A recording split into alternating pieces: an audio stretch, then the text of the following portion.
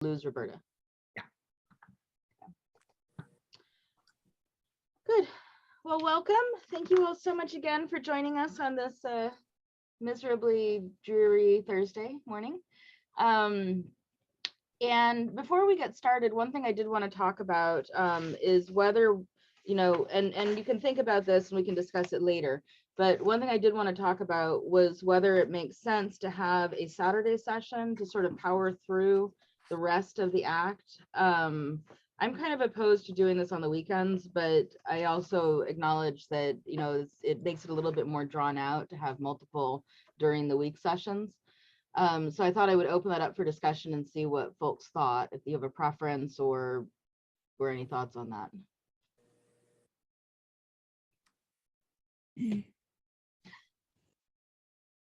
Valerie, I'm in more in your camp. I'd prefer not to, and generally have plans on the weekends. Okay. Yeah, I have two small kids, and I would not want to miss the weekends with them. All right. Any contrarian positions?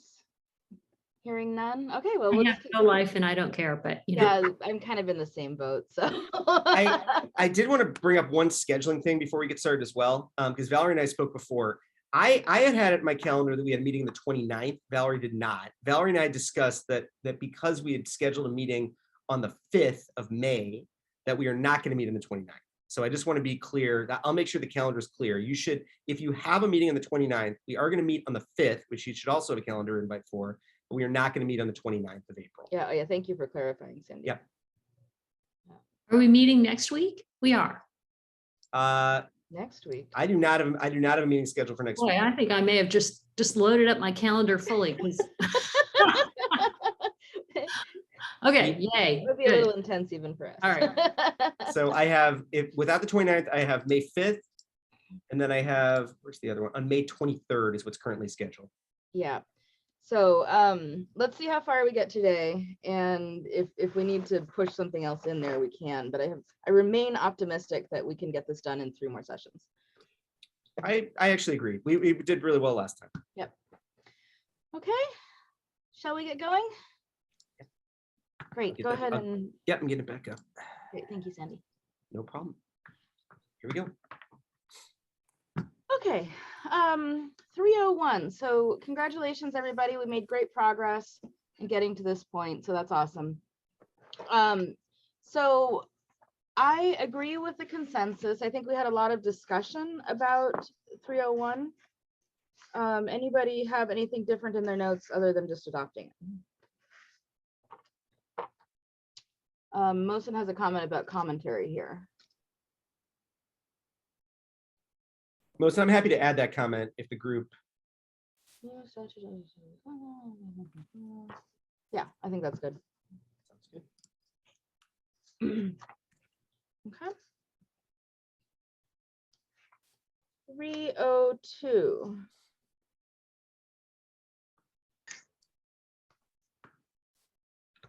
So my recollection of this discussion was that we tentatively agreed as a committee to adopt it, but I recall it being tentative.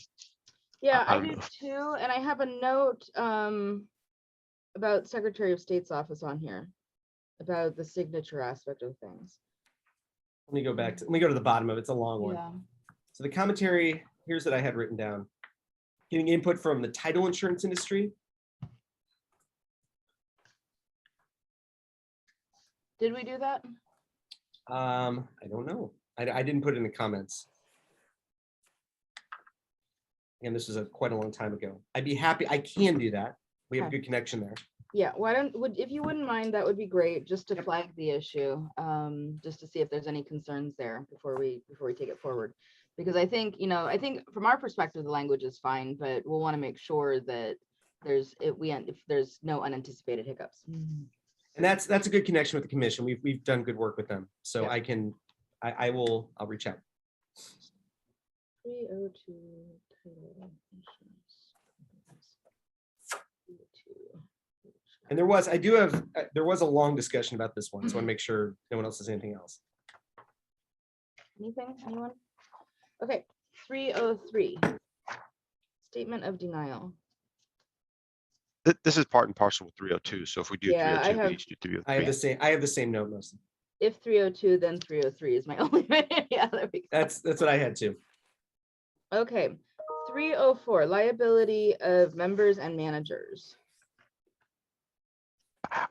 I made this addition of subsection C, which carries over from existing ORS 63074 subsection 2.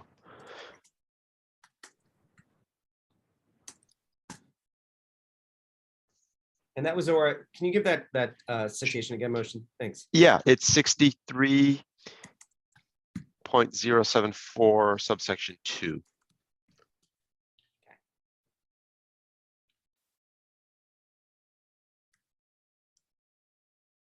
Sandy, I can't read it if you're covering it. Oh, there you go.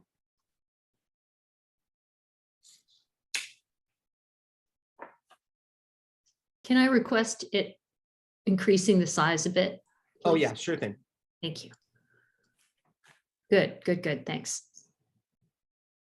Yeah, I think that's a good addition. Let me pull up the.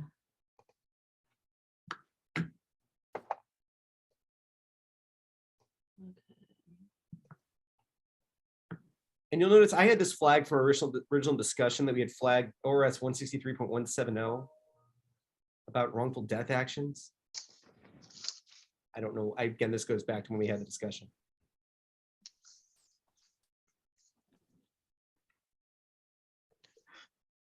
I don't remember discussing I that. don't remember anything about that. Okay, I don't either. we'll get rid of it You then. said 63074? Isn't 163 the criminal law? Well, I it's not 163. It's got to be 63. oh, it must be. It No, must be. it's But Oh. 074 is purposes. Are you sure that it's section 74 that we're pulling in here? that's I think that's what what this mo- is from. Yes. What Mosen said is right. I just had this note in orange that I had taken going, but a long time ago about there was a short conversation about wrongful death, and it's possible the citation's wrong. No. I actually, it's Oh. wrong. It should be to 63170. I have the same comment. Okay. That maybe we would want to add it, but that's all I have. I don't see a sub C in 074 though, is what I'm confused about. Sub 2. Oh, it's sub 2. So Valerie, we're adding it as a section C in 304. Oh, okay. It's 63074-2. That makes more sense. Yeah. Yeah, no, that makes sense to me. Anybody have any objection to adding that? Okay, hearing none. And then really quick about that wrongful death, should I just delete that comment? It was just there as a placeholder. I think so. Yeah, I agree. Got it. No, well, look at that. Section 4. Just gotta get rid of it. My notes on that 074 sub 2 part is Uh-huh. that we were only adding the second sentence and not the first. Regulation. We were going to add the notwithstanding sentence, but not the subject to sentence. We were going to, as to the subject to sentence, we were going to add a comment to section 108 that our deletion of that subject to sentence was not a change in the law. Mhm. Yeah, so the first sentence is essentially saying that a LLC may render professional services, and it is kind of odd to stick that what an LLC can or cannot do is odd to stick that in a section that deals with the liability of members. What did we say in the purposes section? So when The we statute. went over 108, we adopted 108 as is, which says an LLC is an entity distinct and it can have any lawful purpose regardless of whether for profit. And we, when we discussed 108 here, just the recent meeting, we added a comment that dropping the first sentence of 630742 is not a change in the law. Okay, thank you, Cody. I think you're right then. This first sentence actually should not be here. It's only the second sentence notwithstanding that we need to add. Okay.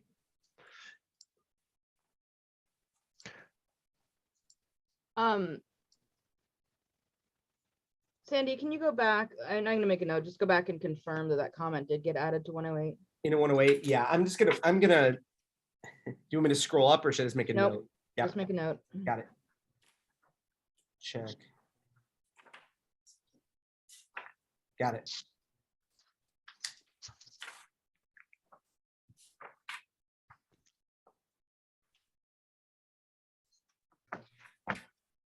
Any other edits before we move on to section Article 4?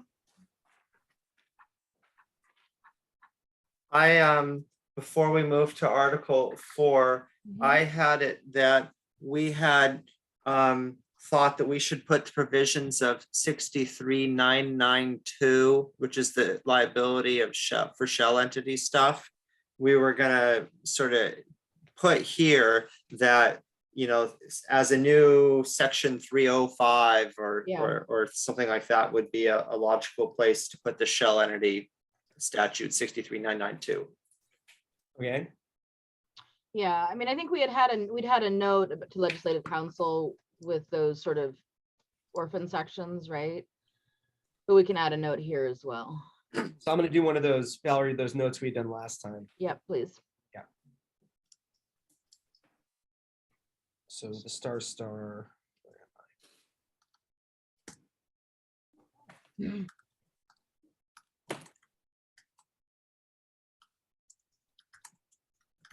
Cody, what was that site again? 63.992.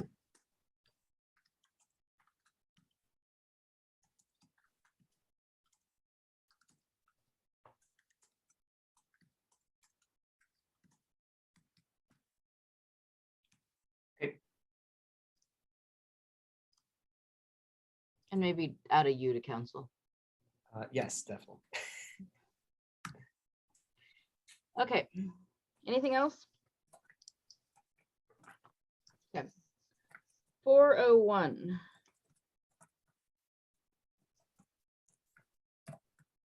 Yeah, I agree. I think we just agreed to adopt this. We had I just have a bunch of annotations about what some of these sections meant. I think I missed the discussion on this one. What's the purpose of A and why would it limit it to there only being one member? And if so, how is that to be addressed in the operating agreement or? I think we've got 60, is it 63,245 that's the parallel here? Yes, that's my note. I just don't know why it's needed or what. I think it gets to this, I think it gets to the same point as 63,245-1, which basically says you have to have certain things that happen.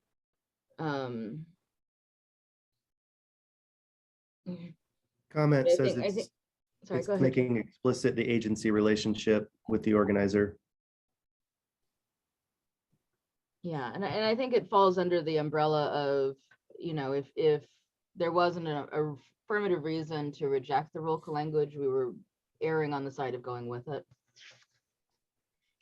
Again, I'm just kind of thinking about it in practice, if that means we should be doing anything different or should we have been doing something different all along? So Cliff, whenever I set up an LLC there, I mean, I do obviously a lot of single member LLCs, but if it's multiple members, I don't know that there's ever a recognition of there ever at any one point being a single member.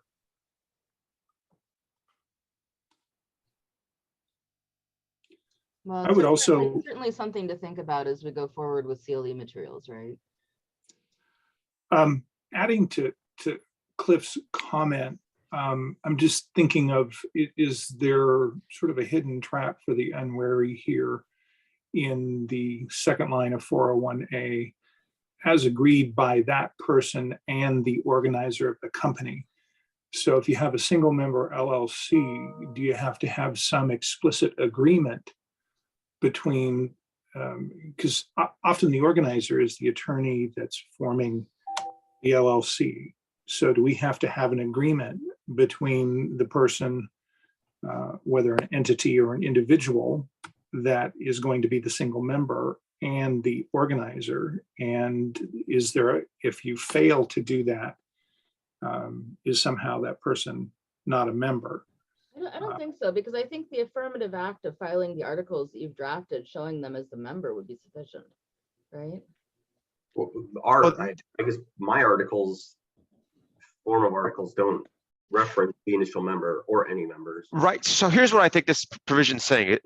This is the first time I've actually laid eyes on it, Cliff. But I think what it's saying is, you as the attorney, when you go file the documentation to form the LLC for your client, right, that client, that person becomes a member if there's an agreement between you and that person that you're forming the LLC for them, right? And Michael, to your point, I don't think there needs to be a formal agreement between the organizer, the attorney filing, and their client. I think just, you know, the communication you have, there could be a tacit agreement essentially, or understanding, and that would suffice for the purpose of this section.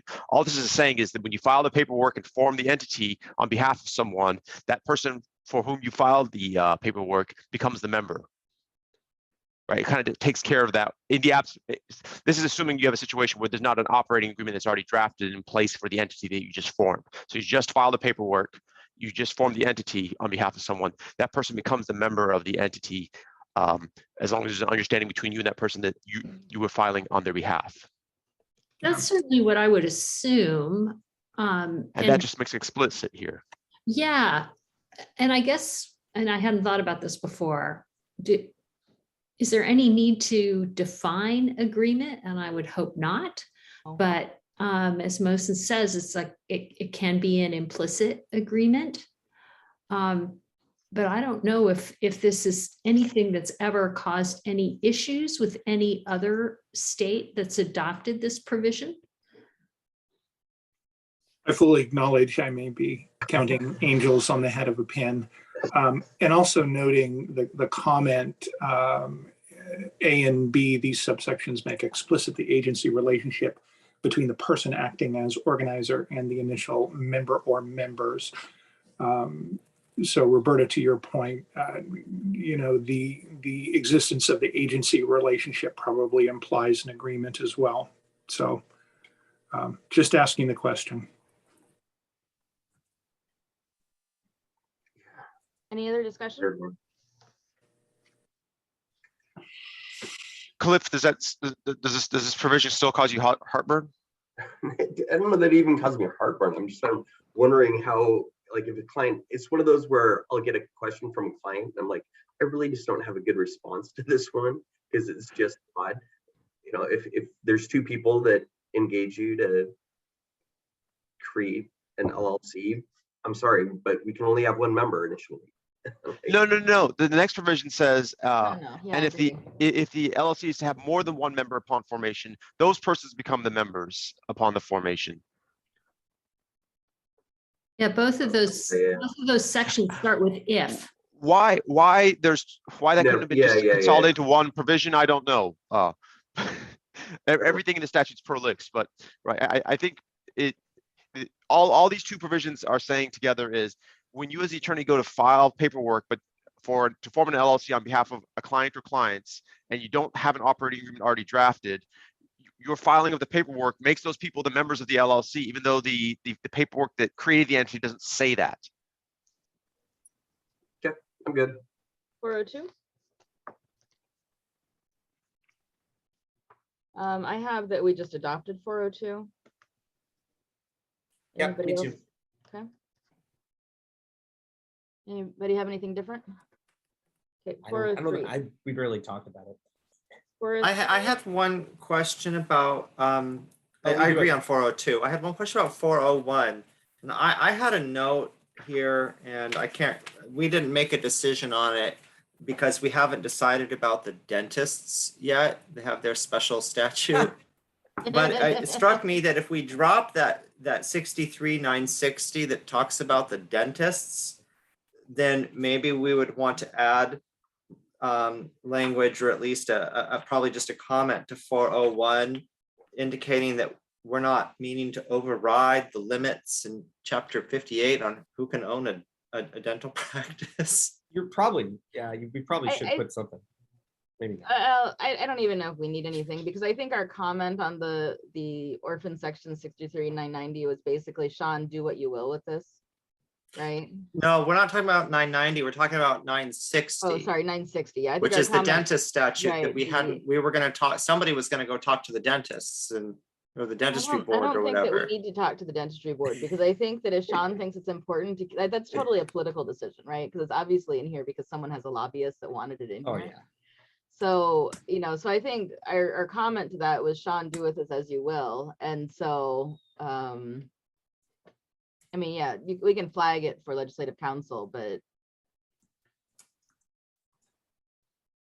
Okay, yeah, I don't care one way, I don't mean to be, anti-dentist, but I don't care one way or the other. My notes were just indicating that when we had talked about these Yeah. sections, that Sandy was gonna reach out to the dentistry board and It's let us nice. I'm sorry if know. I missed that one. I still could. Cody, what was No, the? I what's- don't care. I don't care. I don't need to advocate for it. I just, No, it's a good, Cody. 690.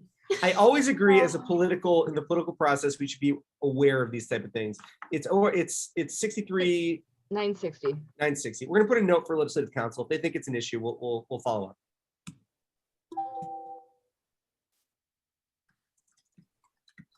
There's a Seinfeld reference somewhere in there, Cody. I'm sure there There- is. yes, there is. well, can you imagine this bill gets to the legislature and all of a Yes. sudden like the dentists come out and that's like our political problem? We get accused of being anti-dentites. Yeah. The problem is, Cody, yes, I can see that. That's why we should be careful about it. You're right. Sorry, I Get should've your not fillings said- now.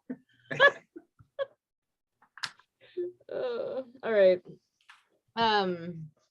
Well, and I just fired my dentist too, so I'm on thin ice, right? I gotta find a new dentist. Okay, 402, 403, I think is where we were. Liability for contributions.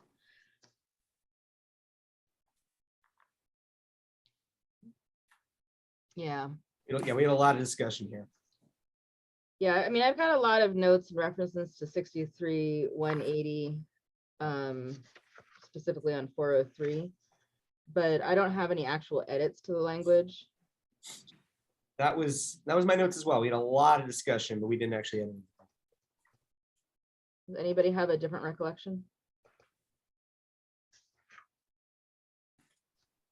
I think we voted to adopt it. The only question I think we just talked about.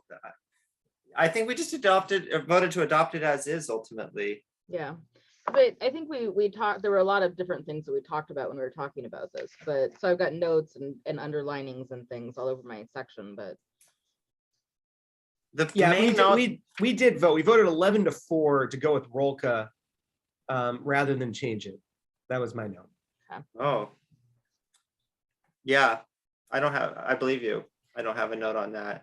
My only note was like, we were gonna potentially, I think we talked about whether to add 63, 180 sub Yep. 1, Yep. right, and we decided not to do that. right. And I believe that was what the vote was. It was Okay. 11-4 on 680 sub 1. No, Cool. 63, 180 sub 1. Thank you. Yeah, Valerie. Correct. Okay. Okay, 404.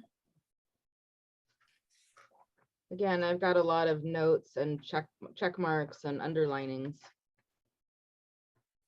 Long discussion on this one about whether we would stick with a combination of 185 and 195 rather than the section, but we decided to keep it.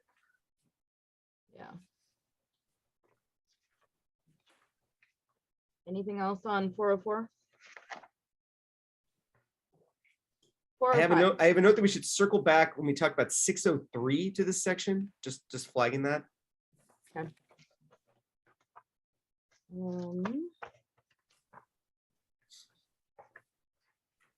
Does that mean circle back now or circle back when we get to 603? When we get to 603 and specifically B of 404. I don't know why offhand, but that was a note I took when we had the discussion. Come on, just one moment. 603. Oh, I have a note on 603 that says we were gonna add a comment to 603 Okay, that the concept embodied in ORS 63.209 sub 2 is already encapsulated in ROLCA's sections 603B and 404D. 404, that's okay. the comment I've got as well. So we'll just make sure we get that when we get 603. Yeah, but I think you can delete the 603 related to this section reference. Yep. 'Cause I think that we did adequately do that. Perfect. Okay, 405. Okay. I think Distribution. Cody, that was your comment on B2. Maybe not. Yes, on 405. Add. Yeah, I have the same deletion. Okay. So I can accept, I'll just accept the deletion, Oh, you know, I don't have a note on that deletion. or maybe that Um, actually may have been Valerie's comment. Well, I Sorry. didn't go in and edit it, so someone else edited this. Okay. Considering that. Yeah, where are we gonna delete the concept of reasonableness in this section? And I have the same thing. But leave do you want to leave the strike through or? Yeah, are we I do. leaving Strike throughs? We should leave strike throughs to Okay. give to LC. Because we are agreeing to delete that language. That's what I have in my notes, but I just want to confirm the group still feels that way. I don't have that note, and I don't know. It strikes me that if we were to be deleting the words that are deleted there, we would also need to delete the words or other method. Otherwise, you're just, this reasonableness thing is a limit on what the other method could be. It also implies that there would be unreasonable methods that would be acceptable, given that we took that language out and it's in other state statutes. Yeah, I have a reference saying that it may be fair market value in substitution. Yeah, I mean, I had thought our plan was to keep the concept of fair value as that is, used in current Oregon law. And if we're gonna get rid of reasonableness in 2, why are we keeping reasonableness in 1? I think what we were trying to do is make this consistent with RS 60-181, the Yeah, that's what I've got corporation too. statute, and this kind of mirrors, this provision is what's one, actually 6181-4, where it talks about that are reasonable in the circumstances or on a fair valuation or other method that is reasonable in the circumstances. So maybe I we think keep that language. Yeah. I think it makes sense to keep language consistent. Yeah. Let me get to fix this again, if we're keeping it. But I mean, I think we're gonna add a comment too, saying that it is I agree with Cliff that it's intended to go parallel the 63-181 language. All right, so I'll add the comment I'll get the comment. Yeah, so say B2, intent with B2. I mean, it's to parallel what? 60-181 sub 4.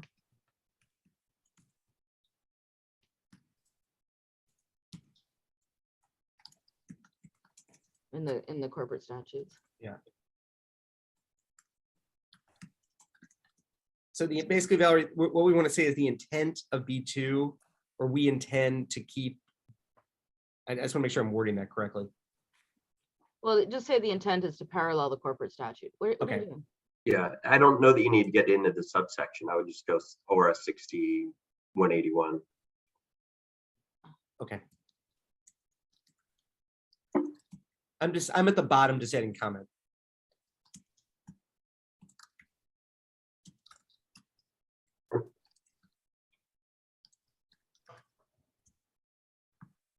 Yeah, I think that's fine. Where are we? Okay, B2, B1, B2. I don't have any other edits on this one. So what I'm sorry, so what is are we actually making any changes to 405? No. Okay, No. We just want to be clear that it's consistent with the corporate statute, correct? Is that, Yeah. okay, Yeah. 406. I had this comment here, I don't know where that said 405F, should say that section 704, 705, because we cut 706. Is that, I believe that's right? I have a note to that effect too, and I was gonna look at that. Oh, on the bottom. Because we rejected 706.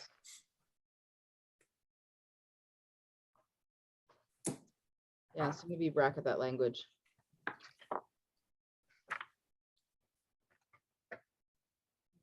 So do you just want me to strike through it, Valerie, or you want me to bracket it for now? Hold on. Okay. Oh yeah, I have 706 completely crossed out here. So So it should just say 704 or 705, period. yeah. Got it. However, we're showing deletions, Sandy. Yep. Ooh, excuse me.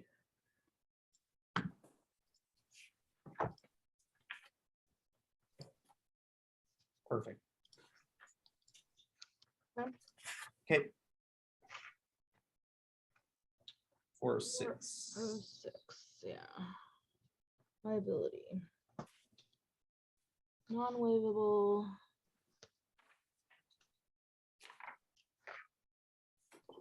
I don't have any edits on this one. Does anybody have any edits on this one? I just have notations about where it parallels the Oregon statute.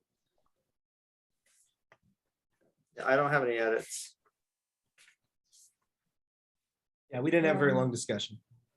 407, I do have some edits on, so let's see. Yeah. Yeah, so I first have edits on B4. B4, yeah. So we strike or and amend the operating agreement, or, and then subsection C, take any action.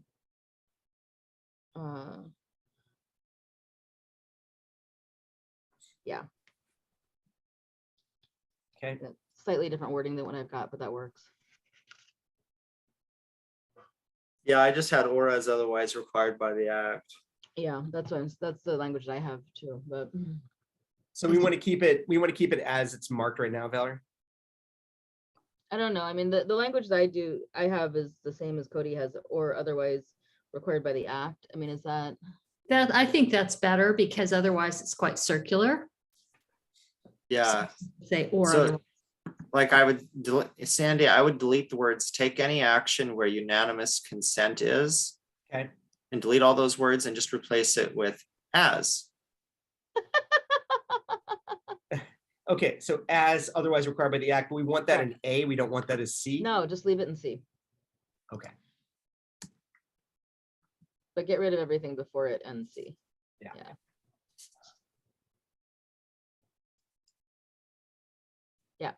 yeah, it'll get there.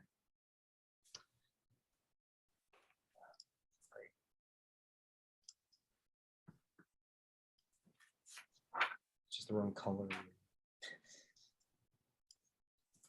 And we want this or gone, correct? Yeah. But we need a semicolon before, on B, Yeah, right here. not, We want a semicolon here. no, before No, the sorry. or. Yes. Yes. Okay. Okay. That is. And then I think in G, did we have an addition in G?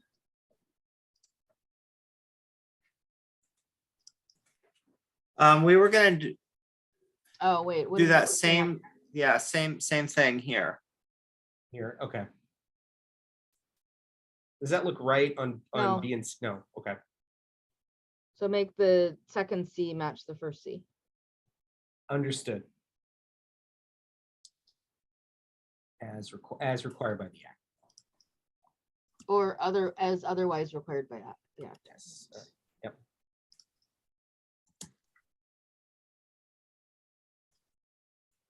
Just passive construction, but whatever.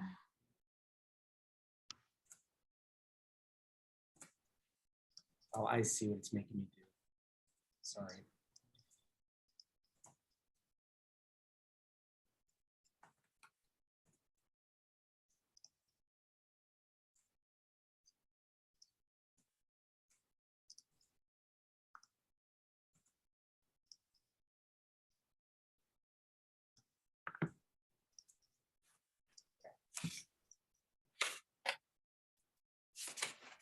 Does that look right? I mean, I know the colors are wrong, but otherwise, Yeah, that's fine. Let's keep moving. okay. Okay. And scrolling down to G.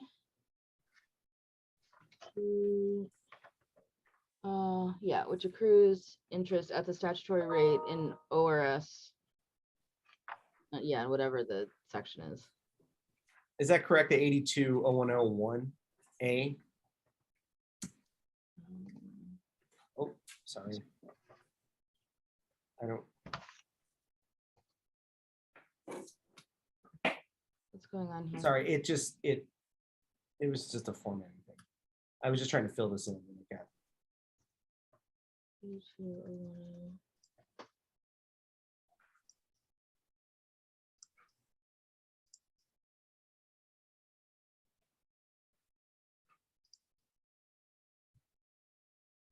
You want me to fill in that statute?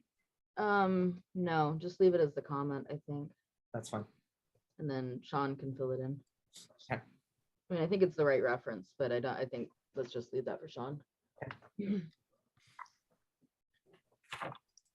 Sorry, Sandy, you got the, or is otherwise required by the act in both the manager and the members manage sections.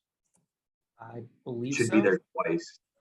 I just want to make sure we're. I have it here and then I have it here. Yep, perfect.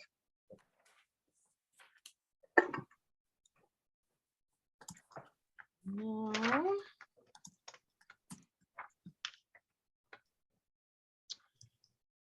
408.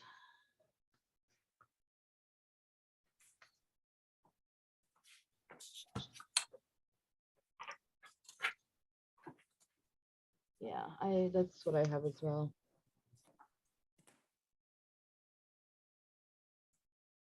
I had these notes which came from the discussion.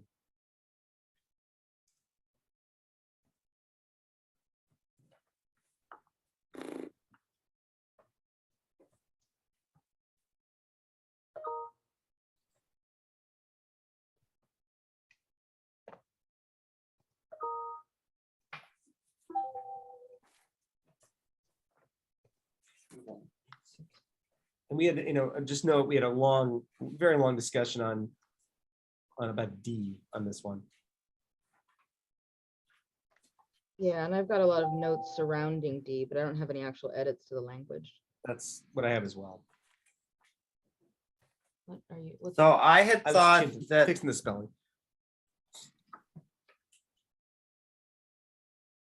yeah, that little comment saying where it starts add, that's what my notes show as well. Can you? Right here. 263. That's because where- it came from your notes. Huh? That's because it came from your notes. Yeah, that's right. Well, it still is. I haven't changed my notes since then. So 63.784 says, if the LLC indemnifies or advances expenses to a member or manager in connection with the proceeding by or in the right of the LLC, the company shall report the indemnification or advance in writing to the members. I just put that in the chat. I see it, Mosin. Thank you. So I think we can just add that, but then change the ORS reference or leave it blank because whatever it's going to be. So where are we putting that? I think it goes a new subsection E. Yeah, I think that makes sense.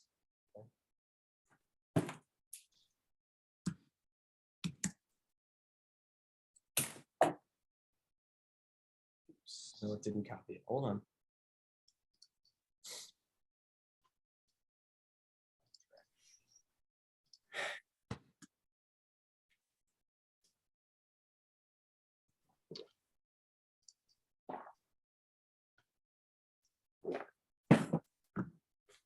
So I don't remember the conversation on this section, but did we discuss a policy reason for retaining this piece of Oregon law? Because I think ROLCA wouldn't necessarily require disclosing this kind of information to all members. It's got a specific list of what members are entitled to see. I have a note here that I don't have a definitive note that we were adding some 63,784. Because I have a note that it's a policy decision. Do other members have a clear design? I could think of scenarios, particularly more widely held entities, if you had 20 or 30 or 40 members, where you really wouldn't want to send notice to everybody. Why not? Because members aren't entitled to all information about an LLC. And this is, I mean, it could be a small financial matter, you know, a lawsuit about a vehicle accident for $75,000. And now we have a formal duty under the statute to notify all the members, when we wouldn't have an obligation to notify them if we went and spent $1 million, if the operating agreement didn't require that. It just sort of singles out a particular category of information that ROLCA doesn't require disclosure to the members for. Yeah, but I mean, we also in section 410 departed from ROLCA's whole regime regarding what kind of information members are entitled to. And I don't remember if I was present for that day, but I was probably more on the side of ROLCA for that one too. I mean, I think this is one of those ones that, well, the legislature hasn't touched it in a while. I don't know. Do we want to take a vote on whether or not we include it, or do we want to flag the question for legislative council? One question before that question, does anyone recall if this provision of ROLCA is mandatory or is just a default provision? I'm trying to look that up now. Well, this ORS language is not in ROLCA. No, well, I No, meant no, if we stick that's this ORS language into this provision of ROLCA, is this provision of ROLCA itself a mandatory provision of ROLCA? Right, I was just thinking about that because 408, I don't think it is. I mean, it's all about, I'm pretty sure 105 doesn't say, 408 is unalterable. In fact, it doesn't say that. 408 is alterable. Okay, so it's a default rule that we're talking about here. Right, so if we put it here, then it would be, I guess completely waivable. And if we instead put it in 410, then 410 is something where we haven't decided yet to what degree 410 would be waivable or not. Yeah. Maybe it would therefore make more sense to put this into the conversation that we have about 410 rather than putting it here anyway. That's a maximalist position, Cody. Well, it's more of a punt, at least for now. I would be in favor of a vote. I agree with James that this is kind of, I think this is an appendage of our archaic statute that I don't think don't see a strong reason to pick this out as one thing that members deserve access to as a statutory default. Yeah, I would agree with Mosen. And it looks like this originated from the Corporate Act 60.784, which has some similar language, but it's interesting. 784 under the Corporate Act talks about shall report the indemnification or advance in writing to the shareholders with or before the notice of the next shareholders meeting. And sort of that latter caveat, I think under the original LLC Act, got dropped off.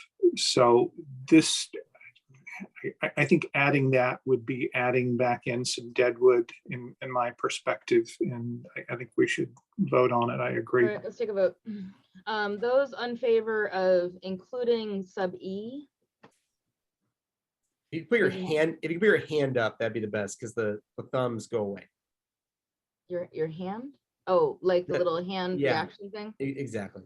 Okay. What so kind of those- claim is in by or in the right of the LLC? That's not going to be a claim by some injured person who slipped on sidewalk and is suing the LLC, isn't that going to mostly be? That's a derivative claim. is That's what I gonna would be. think. Exactly. Exactly. So I mean, it's not like some small little thing. It'll be a derivative claim, which is usually a bigger thing. Okay, even with that, let's take a vote on this. So those in favor of including E? Raise your, well, I think Sandy wants us to raise our little reaction hand. I just, I'm gonna have to scroll. If I'm the that's only problem. one, it might be easy to count. I think it's, just scrolling through, I think it's Cody, just to be honest. If anyone else other than Cody is voting yes, can you just say yes? I'm not voting yes, but I would think that we should flag it for legislative council. Okay, why don't we delete it from the paragraph, but put in a note noting that we did not include the language here? I can do that. Give me 1 second. 63,784. I mean, we could also include in the note that that language was adopted in 1999, and we weren't sure, whether this is something that is important to be included. I mean, I don't know, maybe that's obvious. And I think that's maybe too much. So we, Too obvious? Make them look it up.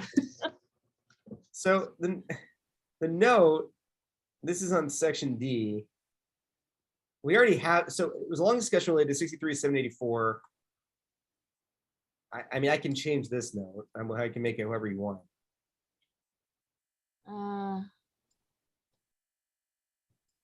Yeah, I think that's fine. Okay. Cody, is that capture the substance of? Yeah, I mean, that's also what in the quoted the same concept is included in that quoted language that Roberta had.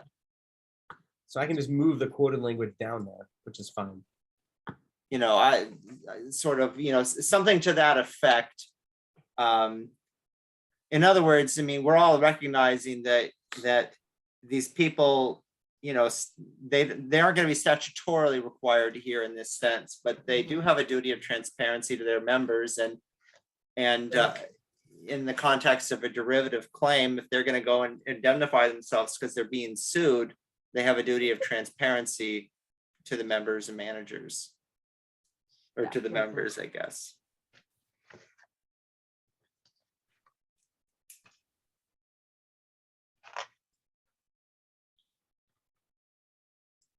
I just moved it. It's not going on. Okay, and then could you go up and delete the Cody's notes stuff? Yeah. Sorry, it's being slow on its reaction. But...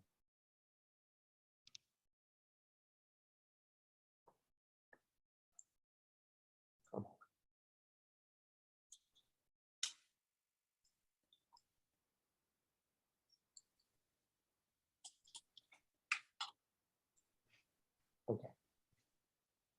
409.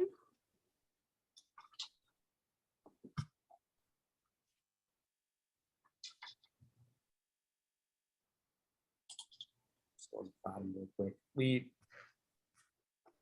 My notes are that we kept it with discussion. Yep. Anyone have anything different in their notes? There was a discussion on F. That's the note I have.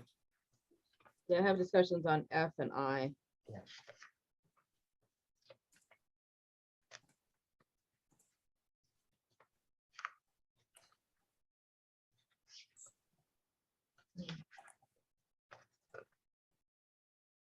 We're going to 410? Yep. We did make changes to 410. Yeah, definitely. But I don't think we had made a final, I think we had just a tentative consensus, if you will. I don't think we had, I mean, obviously we're going over things anew right now, but I don't think we had like a final decision on 410. I would agree. This is one that I think was more open than most of our other discussions. I do have the deletion of section B in my notes.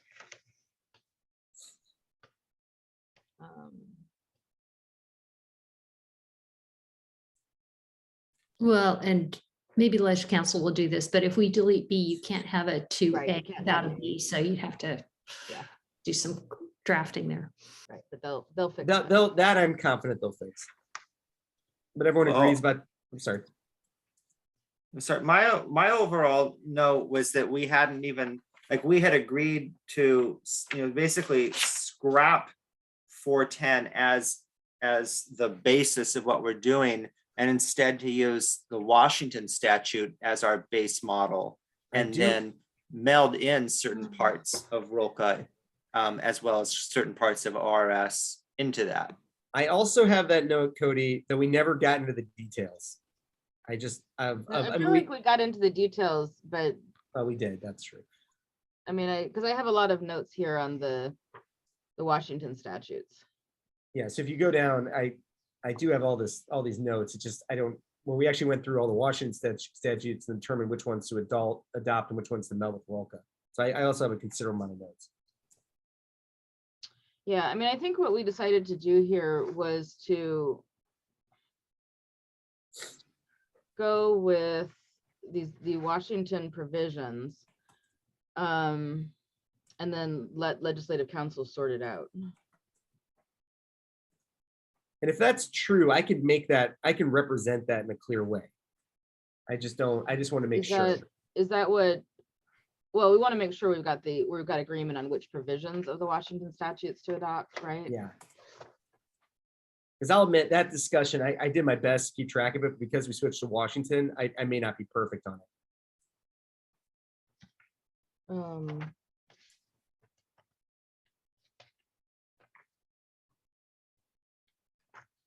Yeah.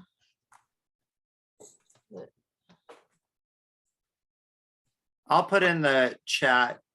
It's a little bit lengthy, but what my notes on section 10 are. On 410.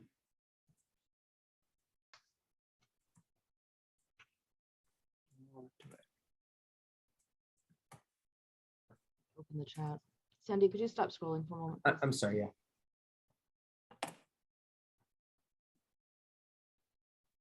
Okay, so. Oh, it's too long to put in the You can put in chat. more, yeah, if you can put in more than one, I can copy it all over.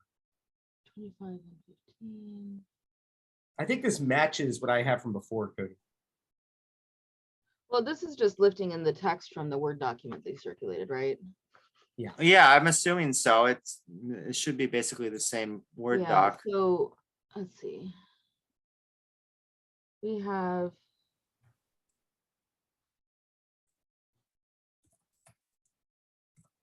So 2B is language from ROLCA 2A. Not B plus A. I mean, this kind of looks like an algebra. My notes look like an algebra problem. Yeah. Valerie, I don't want to keep scrolling, but I just want to make sure I'm in the place where we all want to look at. Do we just want to go back to the original and add the things we need to as we go? I don't know how do others feel about that? What's that? Well, I don't understand what the. So what here's that was. I think we want to create a document that is going to be something which LC will understand here. So I think because we made a significant amount of changes, it's just going to be helpful, even though the language is different, we at least just want to put it in as a red line related to ROLCA. I think that's right. And I think what might be helpful would be to, if we're starting with the Washington statute, to Yeah. paste that in and then edit that. Well, that's essentially what Cody did here. So on the Word document that he circulated, there's the language, right?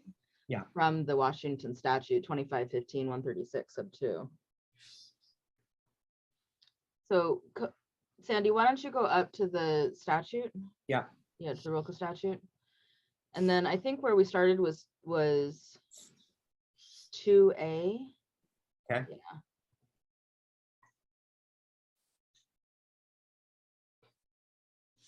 Um, 63.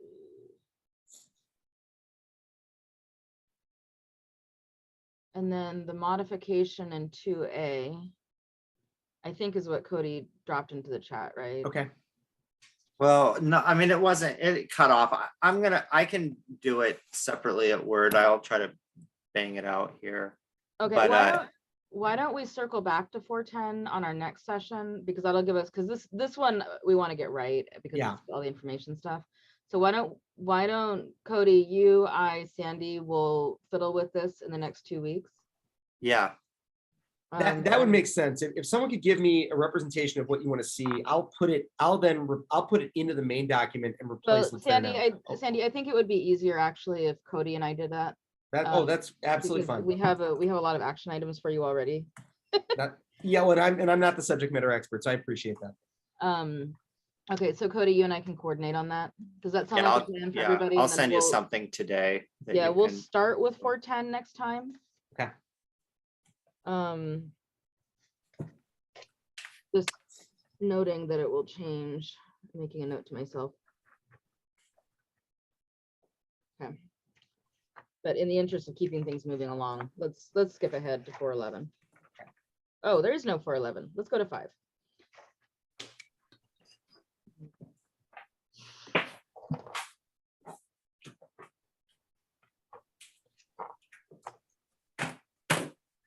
Yep.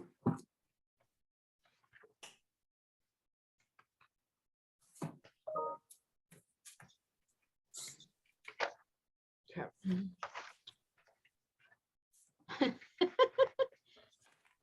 It should be 501, but yes.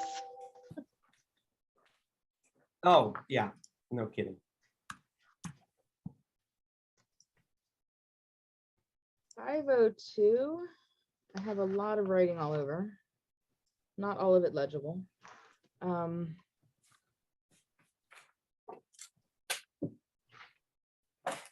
that comment on 501 is also in my notes that Sandy has. Yes.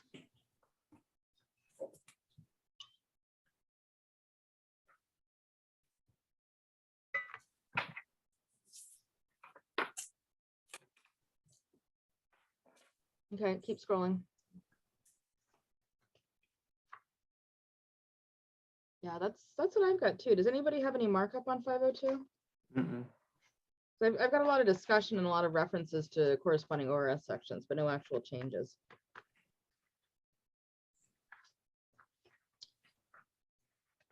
Okay, 503. Charging orders.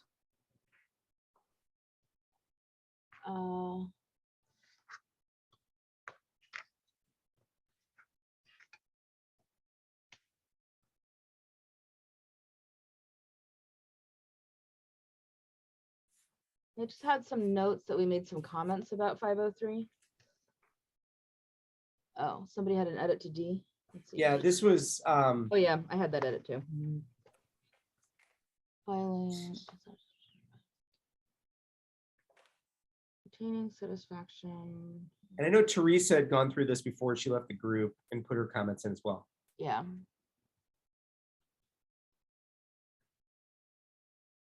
Certified copy. Yeah, that's the note that I have as well. Okay, good. Yeah, minor addition to B and addition D, their first existing statutory provisions. What's the edit to B? B?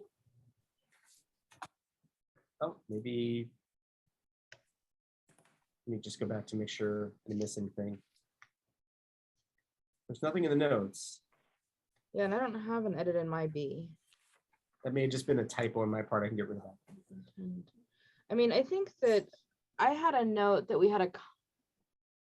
Where are we? Oh, go back to the notes. Oh, yeah, go back to the comments. Yeah. I have a comment with respect. Yeah, comment with respect to B. Okay. So should I just skip, but there's nothing changed in B, so I just remove the, Right. yeah.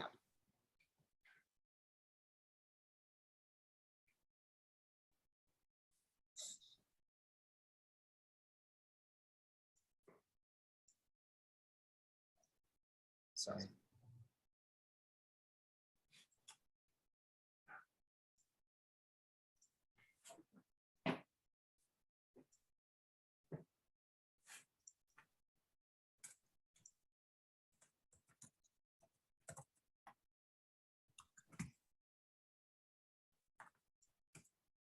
Yeah. I had the comment that I had on this, it was not quite what the commentary here says. It was rather that the court can authorize a creditor to make debtors interrogatories under subsection B.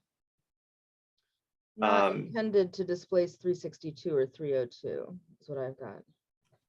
So, Well, so I had two comments that we had agreed to make. One was that the one I just said, and the other is that we liked the decision of the Supreme Court in Law versus Zemp, which is reported at 362 OR 302. oh. That's what I'm missing.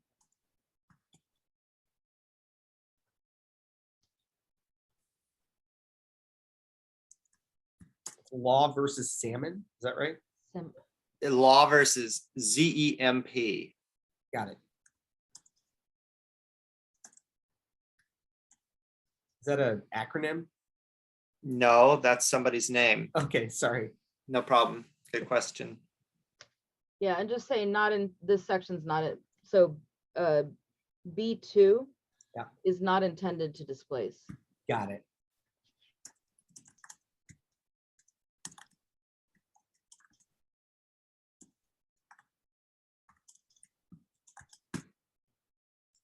Is that okay? Yeah, and I would say B2 is not intended to displace that, or to prohibit a court from authorizing a creditor to make debtors interrogatories or debtors inquiries, Or Yeah. to prohibit, sorry, I just want to, Cody, just one more time, please. or to prohibit the court from authorizing a creditor to make debtors inquiries. You know, the inquiries the judgment debtor might have made. Yeah. Does that read okay? Yeah, that's good Just enough. the Apostrophe. Oh, We yeah. can work. I that's can good fix enough. the Don't worry language. about it. then. It gets the idea. in I just want to there. get the words in there. Yeah. Thank you. Anything else?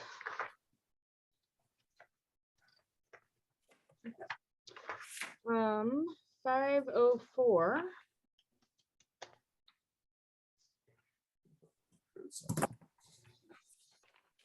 Yeah, that's what I've got. I don't even have any comments on 504. Great. Article 6.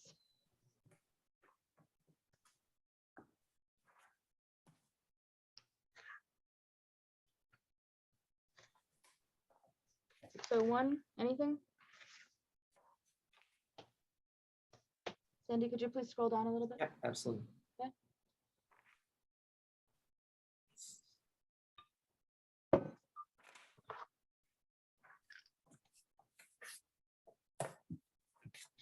Yep. Anything else on 601? 602, events causing dissociation.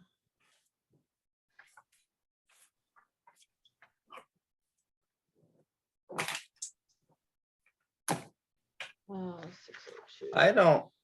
I'll have to look at what that 807 language is. I don't have that in my notes. Yeah, I don't have it in my notes either. So I actually didn't add that one, so I don't know. Someone else did. Purchase under section 807. What is 807?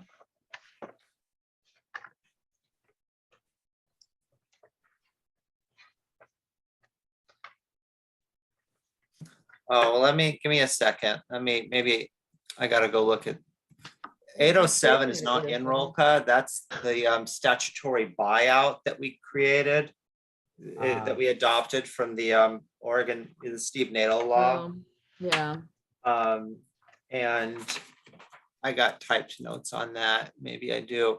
Yeah, I do have a note on that to say to amend 6023 to say to add or in a purchase under section 807. Which is what I didn't do that, but whoever did that, they accurately captured what my notes. Maybe it was me. I was just taking the notes, but So don't know. 807 is a new section that we added. Yeah. That's the right. result- Yeah, and I've got a bunch of notes once we get to that about that section. Okay. Any other thoughts about that language? I don't have it in my initial notes, but I do have it in 807, so So we're gonna keep that Yes. as it reads? Okay. yes.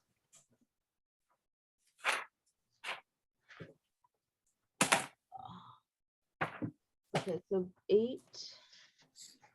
Wait, are we still, wait, we're still in 807, is it still 807? Or is it 602, sorry. I do this in C here, this acquiesces that we removed, is that correct? Give me a second.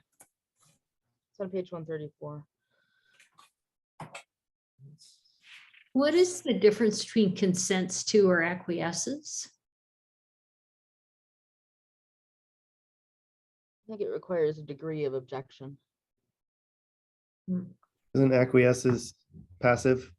Yeah. Hmm. 6-2, That's how I would understand it from a lay perspective. I don't know if there's a specific meaning I don't in this understand why we context. deleted it. It was just in my notes. I actually have under C, I have a trustee, receiver, or liquidator, the person or all or substantially all the person's property is appointed. Is that in anyone else's? notes? Yeah, my notes show that we revised this to say, I'm not sure exactly that the wordsmithing ultimately is correct, given the lead in of what 8 says, the person : but my Yeah. notes show that we said a trustee, receiver, or liquidator is appointed for the person or all or substantially all the person's property. That's what my notes say we have agreed upon. Yeah, I wonder if we should just flag this for legislative council with a highlighted comment, just saying, the issue here is the appointment of the receiver or trustee, receiver, or liquidator. And then they can make the words work.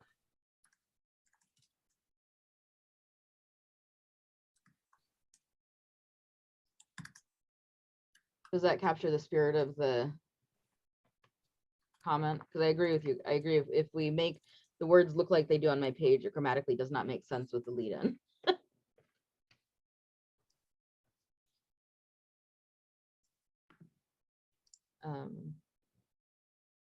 Well, I mean, it looks like the ROLCA language is focusing on the person who's, I guess, the member or is the member consenting to.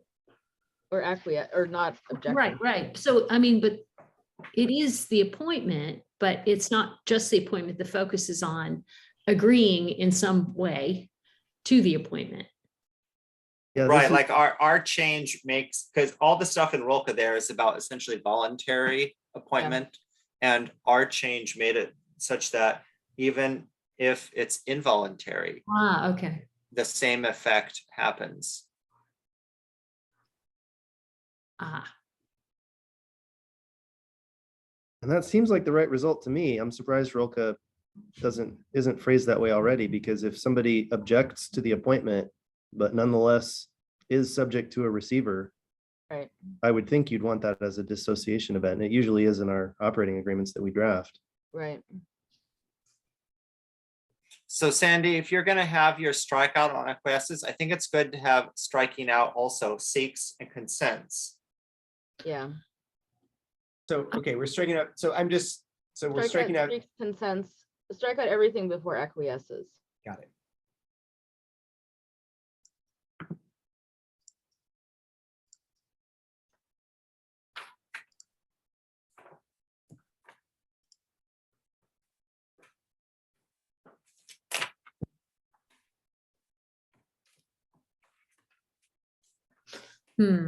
So are we going to say something along the lines of if Maybe is Trust- subject to? Or becomes subject to? or if a trustee, receiver, or liquidator of the person or substantially all the person's property is appointed.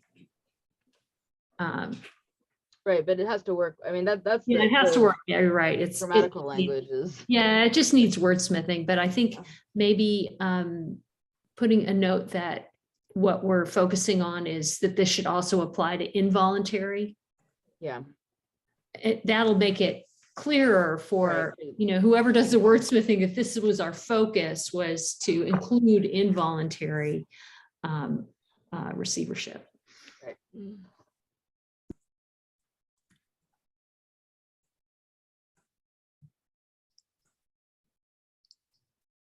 Yeah, that works for me. Any other edits to that? And that's the last edit I have on this section. 602, yes.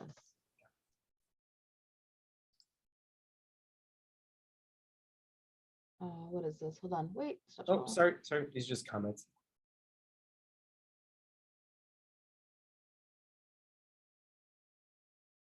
What is all this? Things that were.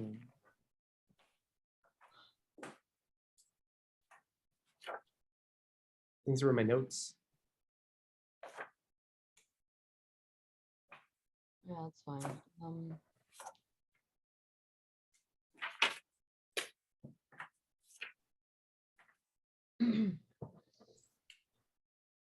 What was the, oh yeah, never mind.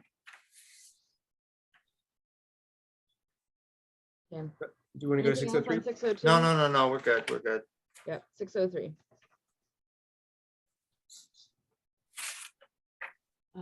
Effective dissociation, good. Yeah, I have 60, no edits on 603. 7. Do we want to take a short break before we start 7? That's good time. Let's take a short break before we start 7.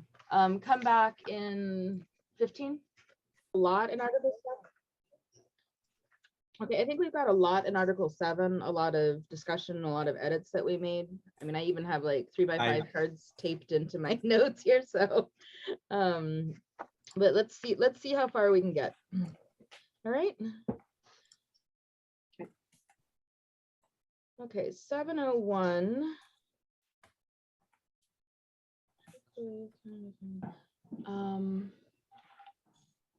Yes, yeah, so I have, with respect to 701 4C1, we wanted to incorporate 63 661 1B's pick your partner principles.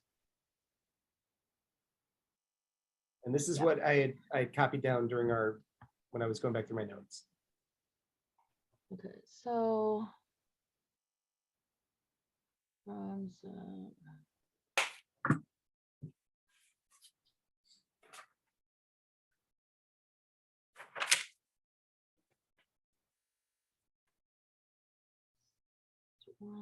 B.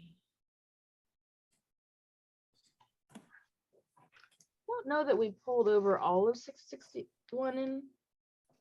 What do other folks' notes say about that?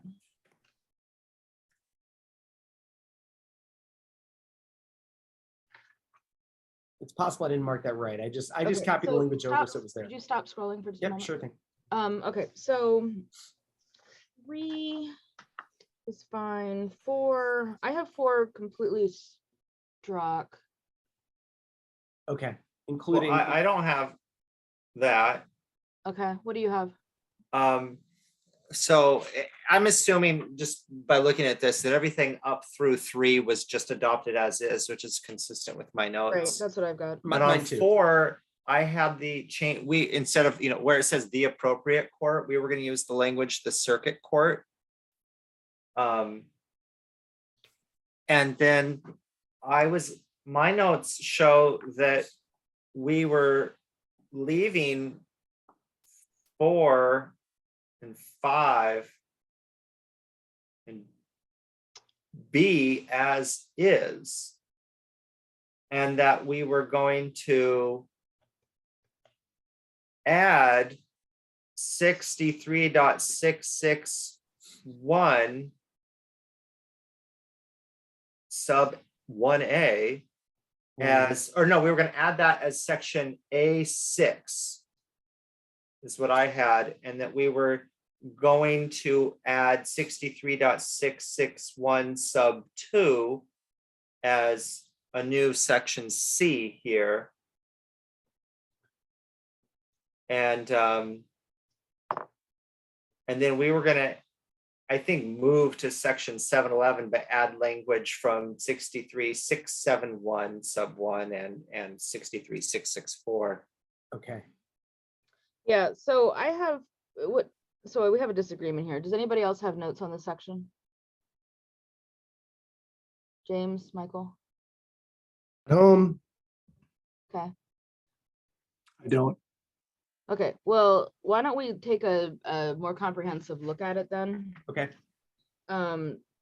So essentially, these are the events causing dissolution.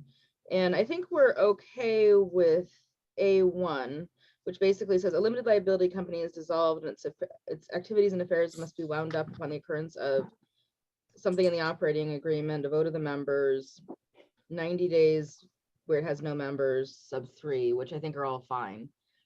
And then A says,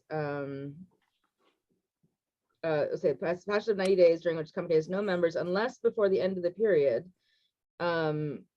consent of at least one specified person as a member is given by transferees owning the rights to receive a majority of distribution. So that's fine. And then B, at least one person becomes a member because then they have a member. But then 4, which is, another grounds for dissolution. Basically, on application by a member, the entry by whatever court of an order dissolving it on the grounds that, and so 63-661, which we're pulling in, talks about grounds for judicial dissolution. Yeah. So I Well, have, sorry, go ahead. I don't think so. So I think all of the 3 items under subpart 4, so 4A, 4B, and 4C would get captured. 63-661, if I understood Cody correctly, would come in only after those items. So That's correct. So 4A, 4B, and Okay. 4C should appear here. And then there should be a 4, well, no, and then it should continue to 5. Okay, I just have to move some things then, if that's the case. That's right. All right, I So- won't touch anything yet, but that's fine. Yeah, don't touch So- anything yet. So I think Oh. 4A needs to be included. Then it should be added back in. It's struck right now. Is that, Conduct of essentially all the, there's unlawful. Yeah, I think the way I was looking at this is 4A, B, and C are the normal kind of real good reasons why we should dissolve an entity and why a court would order it. Okay. And what we were trying to do here is preserve current Oregon law on shell companies, Right. which is a separate right for the AG to come in and seek judicial dissolution. I don't know that we need to worry too much about how it gets incorporated. We could just put in a note that says, this Add might be in. an appropriate place to incorporate 63-6. Okay, Okay. so I think that makes sense. So go ahead and undelete A there. Yep. And move this 63-661 language down. we want, so I'm just gonna get rid of it, and then I'm gonna put, because it's Yeah. not, I just put too much here, which is fine. Yeah. So it'll take me a minute. Well, I think you've highlighted the 63-671 language too there, right? 664, yeah. I did. And I think we did want, I have a note about 63-671, adding that in. That's fine. Sorry, it's just a little slow to react on me, but I'll get rid of Okay, it. it's okay. Let me get rid of this real quick. This will clean everything up.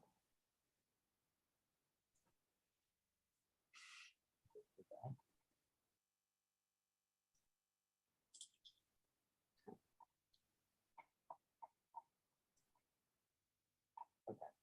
Now there's a lot less there. So, but this is all gonna be moved as well. Yeah. Yeah, so just, I would say delete all that red stuff. Okay. well, yeah, I would highlight it and then cut it and then move it down, right? As long as I have the citation, I can take Yeah. it later. Did we just move it down to the end of Article 7, someplace like that? Right, that's, well, or underneath. Cody, I can't see what you're doing here. Not Cody. Sandy, what is going on? I'm not touching anything right now. It's just on. Okay, so but you highlighted the stuff that. I did. I was gonna move it. I was just gonna put it down below 5B for now. Sure. And I'm gonna get rid of it up here. Just so it's gonna, I just wanted to make it look clean.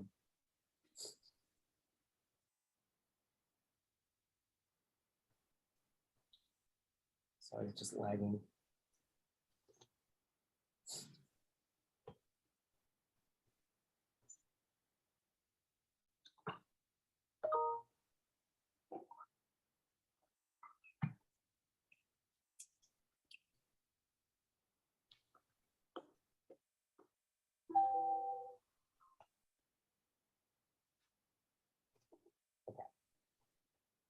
So now now it should be more readable.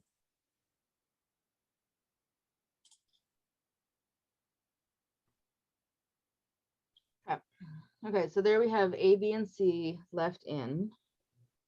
Yeah, 4 and 5 should be I mean, we weren't changing any of the existing language. It was Yeah, it only was things just- that we were going to add. Yeah. Right. Okay, so above that, yeah, above the statutory citations, Correct. so do carriage return. Yeah, sorry. Come on, there we go. And then do the two little asterisk thing saying legislative council insert these things. And then the specific site is 661, 661. 1A,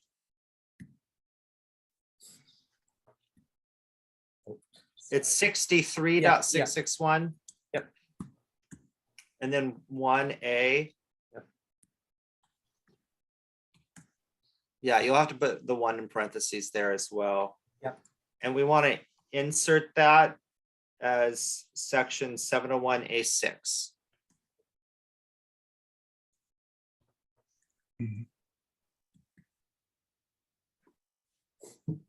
So 701, A6. got it. Thanks, Cody. Sure. And then we also want to insert 63.661.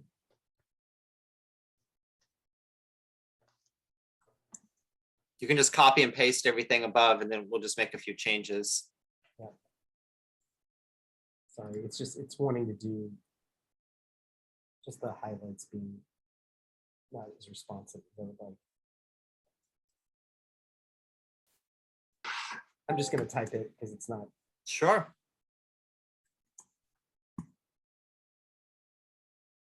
.661, 661, and this is section. 2. Yep. And we're going to make that be 701C. Perfect. And it's 63.661. Yes, sorry. I do two things at once. Thank you.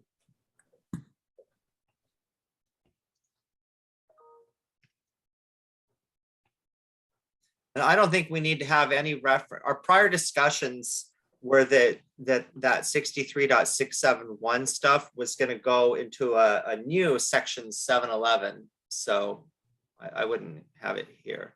All right. I'm just gonna get rid of it here, just like you said, for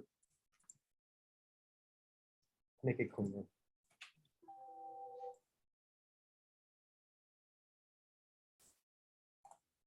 I know it needs to be read. It was for some reason it tied into the last.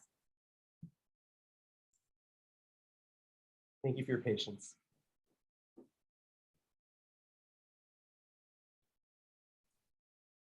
Like, sorry.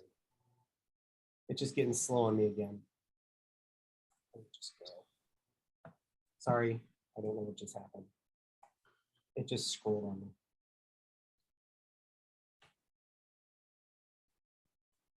Scroll up to section 6.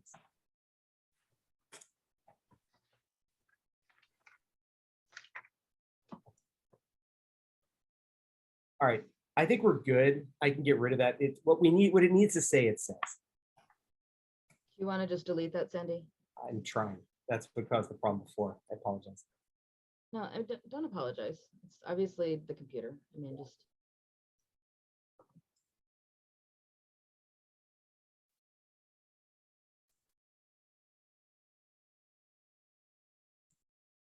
There it goes. Okay. And then the paragraph above it.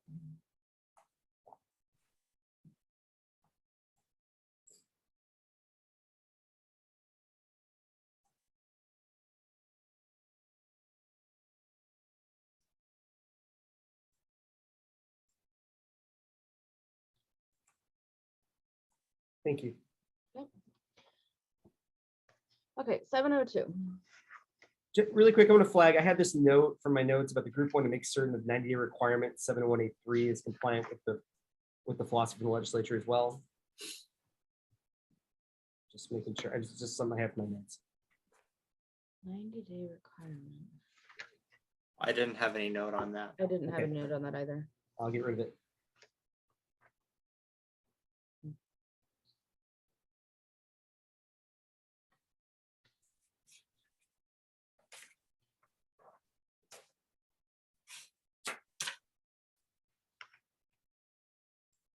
Okay.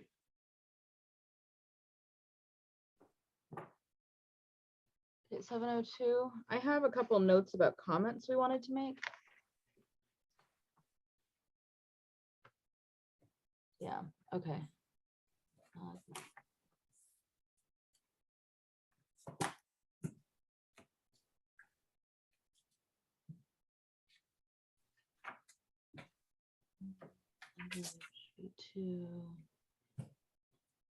Bankruptcy.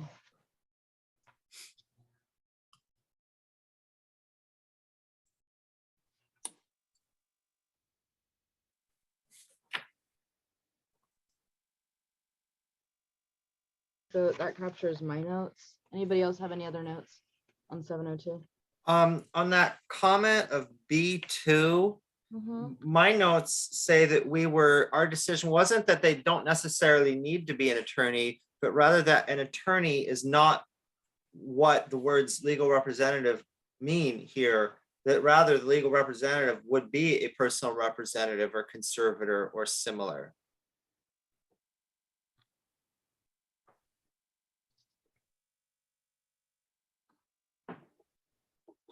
Like, for example, why would it be somebody's personal attorney all of a sudden who winds up the affairs Right, I if think the that's what the the comment person says is though, right? not participating? Yeah, I think the comment says it could be someone else, right? It doesn't have to be an attorney or the attorney.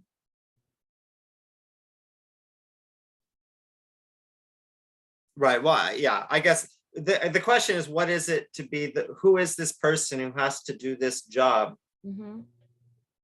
Or who has the opportunity to do this job? Is it just, if James happens to be representing member X and that's the last member before the company has no members. Now, because James was this one member's personal attorney, he has the ability to wind up the company. I would have thought it's more like a conservator, receiver, personal representative, that would be the legal representative would be doing the winding up.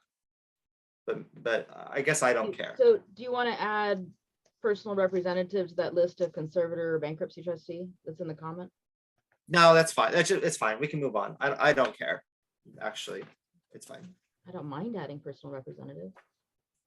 No, I don't. It's fine. I'm fine. Okay. I'm happy to move along. Well, if you're happy to move along, Cody, I'm happy to move along.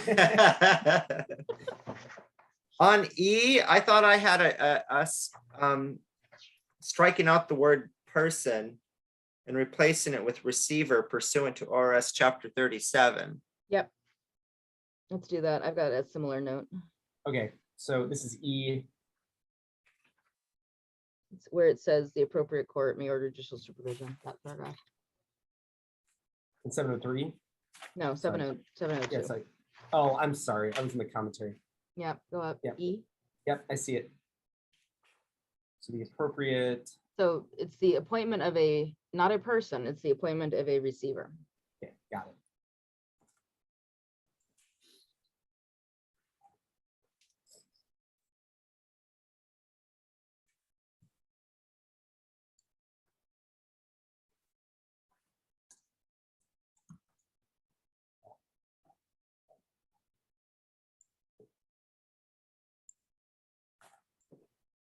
Okay. Anything else?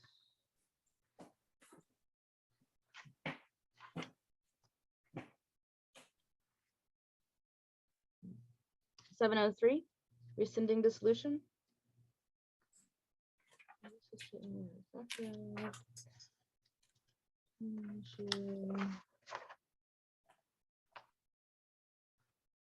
Don't have any changes to this one. I didn't either.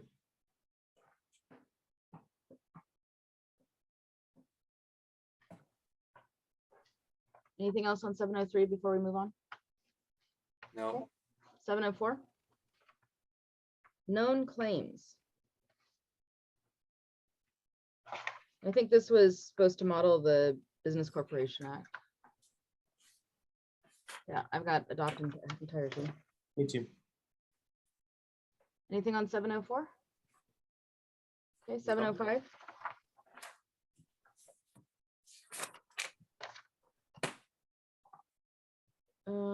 I have, let's see. On B3. Does anybody else have us changing 3 years to 5 years? I do.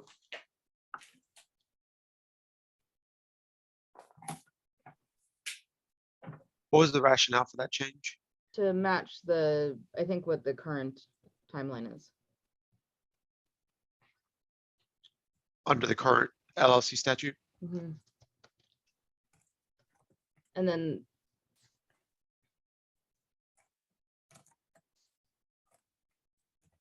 Yeah. And then that's again in the next paragraph, C. Okay.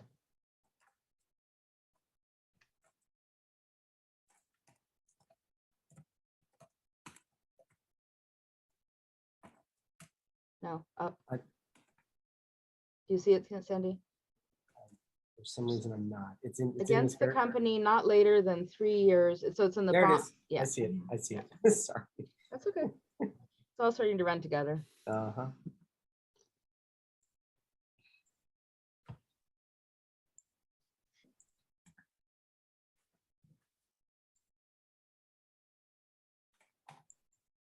Oh. That literally did run together.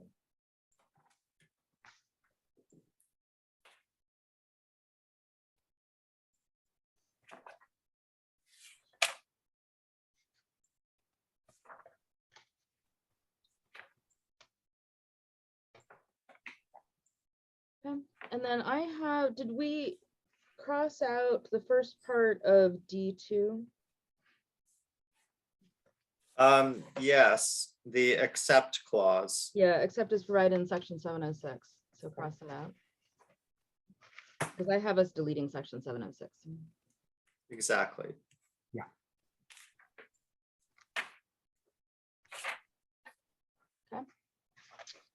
That's what I've got on 705.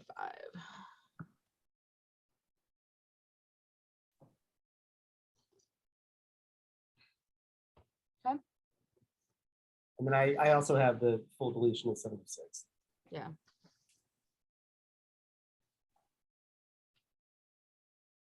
Okay. And I have this comment here to make sure that all potential cross references are removed for LC. Yeah. Maybe highlight that in red with little stars. Yeah, with the dots. I agree. Now that's been our practice.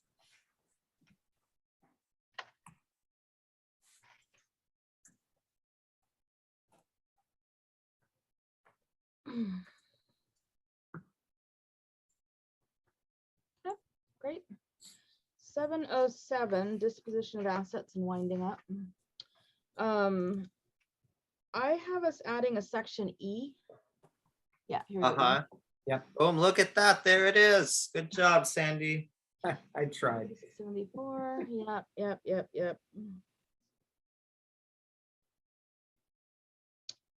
Change 7, intent of 770.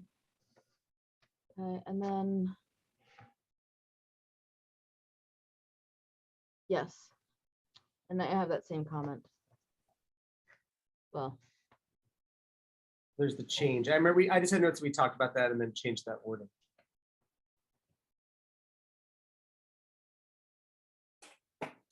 And I had a note, which I can't tell whether we adopted or not, but I think we did, which was add a comment that 707A doesn't apply to distributions. Yeah, and I think it's just, we just need to, well, fix the typos, but then also add in a reference to 707A in that comment there. I'll fix the typos.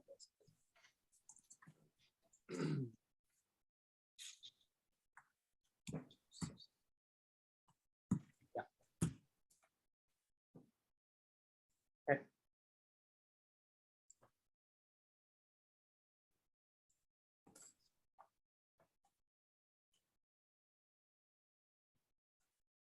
Did you want to fix the typos? Oh, I can't. Capitalization.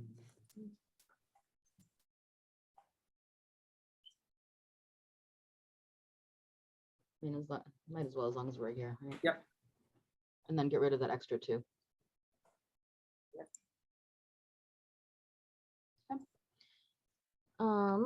Okay, 708. So we made changes to 708. In A1, I have us deleting the 6 months. Yep. Okay. 2 should be. So just- the whole not later than clause, Sandy, is to be deleted. Okay. Or actually, what it should be saying No. is after Secretary of State, it should just say when it is due. So we would delete not later than 6 months after. Right. Yeah, so don't highlight the whole thing. Right. But I'm striking that and then writing when it is due. Oh, yeah. So I wasn't here for the discussion of this. This strikes me though as somewhat punitive, that the moment it's late, the Secretary of State can commence dissolution proceedings. Is that current law? Yep. Okay. I mean, you can always reinstate within 5 years, so.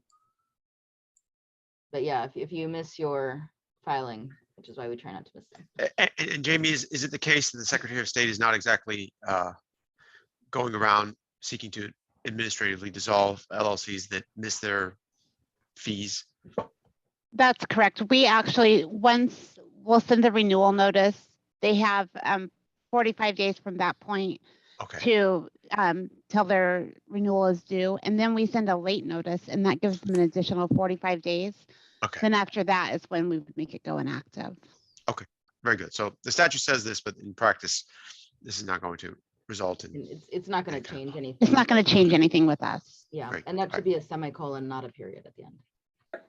Thank you. Okay, and then 2 should be annual, not biennial. Although I think I argued for annual. And Mohsin, for your benefit, I'm remembering this conversation now too. B gets into, okay, you didn't pay it when it was due. Now you get your notice saying we're about to do it. And that's when the 45-day clock starts. So I think there is enough process here. Right, and then also delete the 6 months, because that should also be when it is due. So the same change as before. Yeah.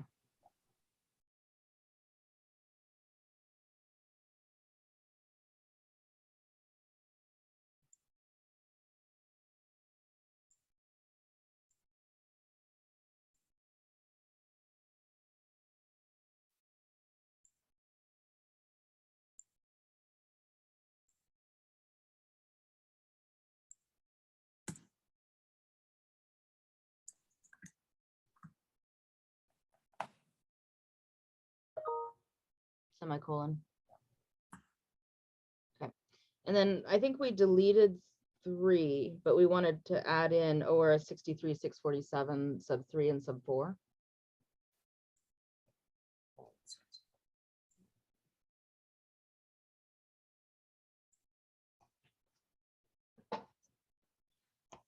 Make sure I don't have it. Yeah, it's. I was just checking where my notes were because I didn't think I missed the whole thing, but I may have said it in the wrong place. Yeah, so I just dropped them into the chat. Thank you. So it's we're deleting. Just So make have a sure I- registered agent in the state for 60 days line. Okay.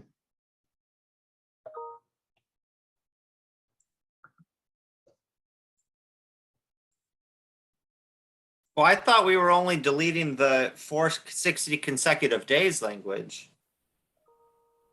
No, I have the whole thing crossed out. Well, What do other people's notes say? I thought we were only changing the timing issue on 1, 2, and 3. That would make sense. It would seem odd to me to not allow a administrative dissolution when the LLC is not Right, complying but with the if you- statutory if- requirement. Right, so if you look at 63,647 sub 4, it says the limited liability company is without a registered agent or registered office in the state. So I think we kept the concept, but pulled in the language from the current statute. Where? So, and I put it in the chat too. So Right. Sandy, Oh. can you please highlight the language I put in the chat and drop it in where Yep. sub 3 would have been? Yes. I guess I just don't see how that's consistent with completely eliminating. Oh, you want to replace it? Well, that's what I've got in my notes is that Oh, we, 647. yeah. And then did we include 5? I have a question about 5.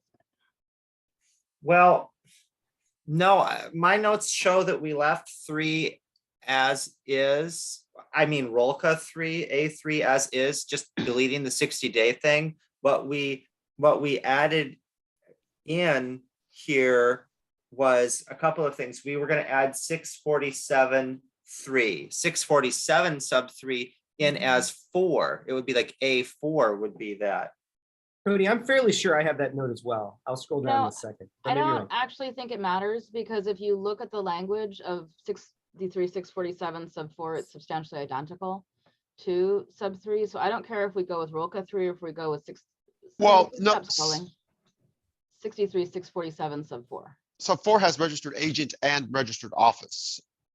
right? The local language is limited to registered agent. Right.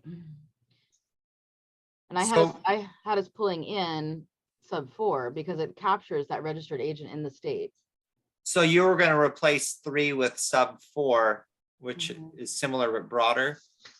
Well, it's similar in current. I mean, so Mhm. Jamie, if you had a registered agent that doesn't have a registered office in this state, would it be a problem? It would be a problem. They need to have an office in the state. Okay, so we're gonna, the thought is to strike Rolka 708 A3 Mhm. and instead I don't know replace that it with Rolka- 647 sub 4. So, right, but why not keep the order that we've got for 3 and 4? And then Okay, sub 5 is the limited liability under 63,647 is the limited liability company does not notify the Secretary of State that the limited liability company's registered agent or registered office has changed, that the registered agent has resigned, or that the registered office has been disconnected or discontinued rather. And then, so I'm not sure that we added 5, but that's in the current statute. And I thought we had added 5. Okay, so let's add 5 then. Here, Sandy, I'll copy that into the chat. Okay. I just want to point out that registered office is a concept that exists in chapter 63, but not in ROCA. So I don't know that we need to expand to include that. Like it's That's what, into the definition of registered agent. that's what my notes also say, which is why I thought had not gone with, not adopted 647.4.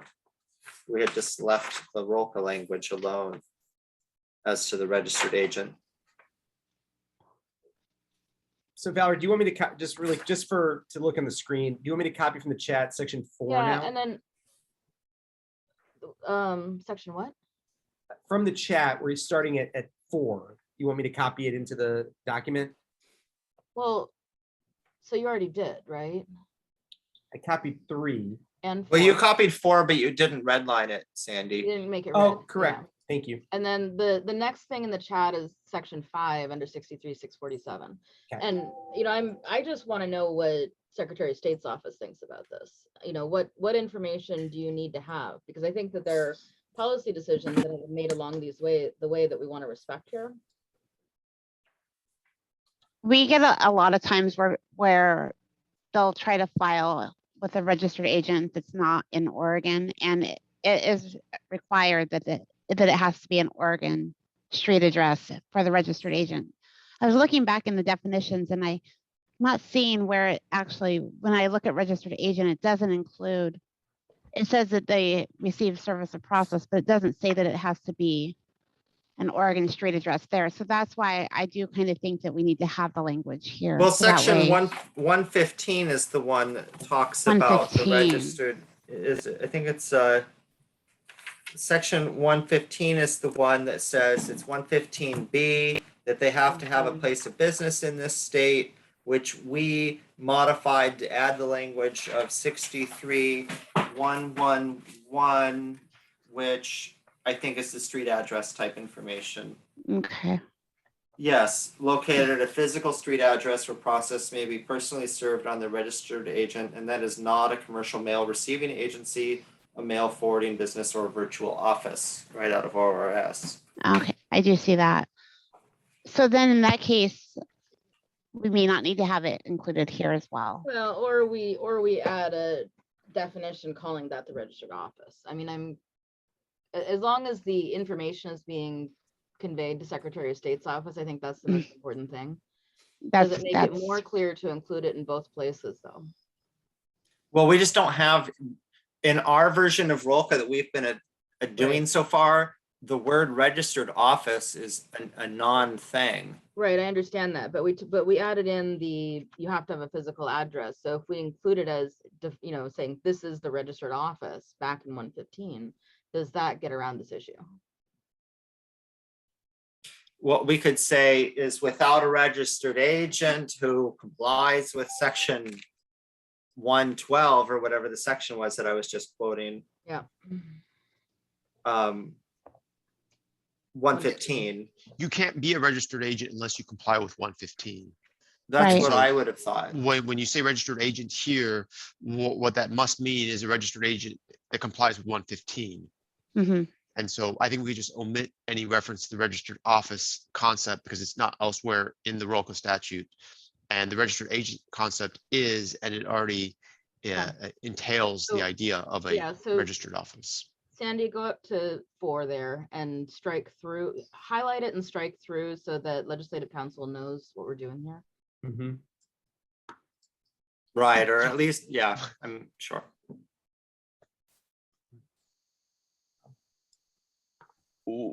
Well, the whole subsection 4 is ungrammatical right now, as drafted, because if you go up to the introductory clause.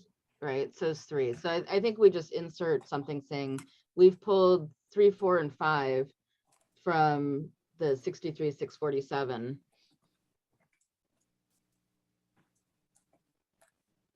I have to put 5 in there too. Mhm.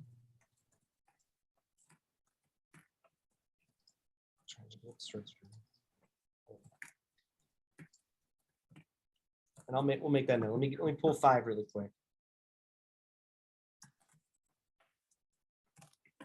That's the type.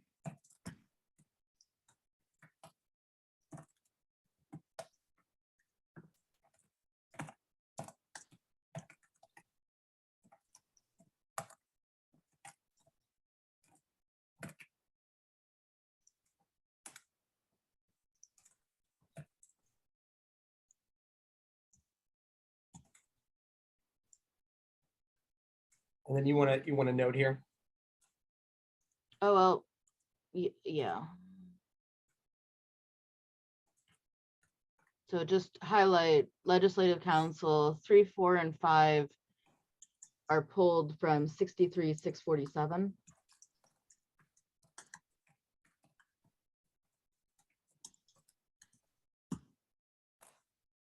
$347. No, 647. Sorry.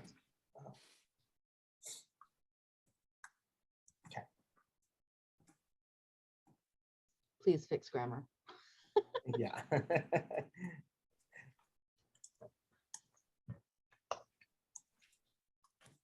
I'll just write that. And then what did we decide about term? Because sub 6 talks about dissolution where a limited liability company's. We decided not to do sub 6. Okay. We can revisit that, but that's what we had previously decided. I think that was your decision. or at least your recommendation. Could have been. It's been a while. Okay, Sandy, where are we? I just right Okay. here. On D, you need to strike the reference to 706. Right. Because it doesn't There is- exist. Yeah.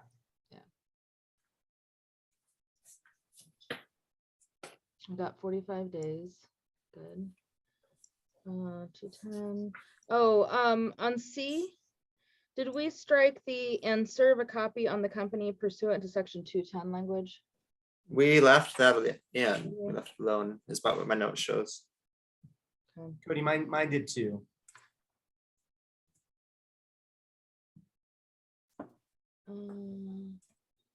And then I have a note about 63032 at the end of this section.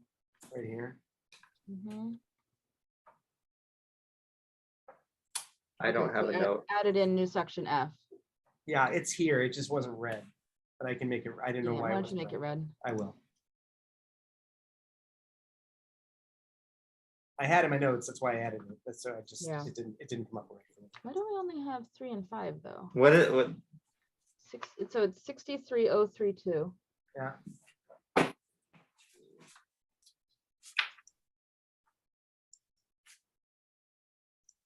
Maybe just accept this so it lets me some stops.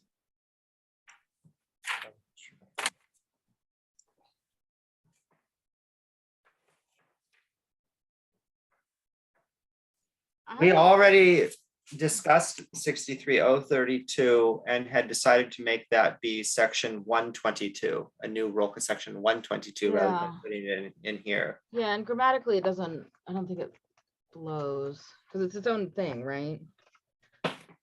Right. Yeah, so go ahead and delete F there, Sandy. The whole thing, okay. Mhm. So all the part, Yeah. all of this, yeah. Yes, everything above consensus and below E. Correct. Yeah, I have that same note. Okay.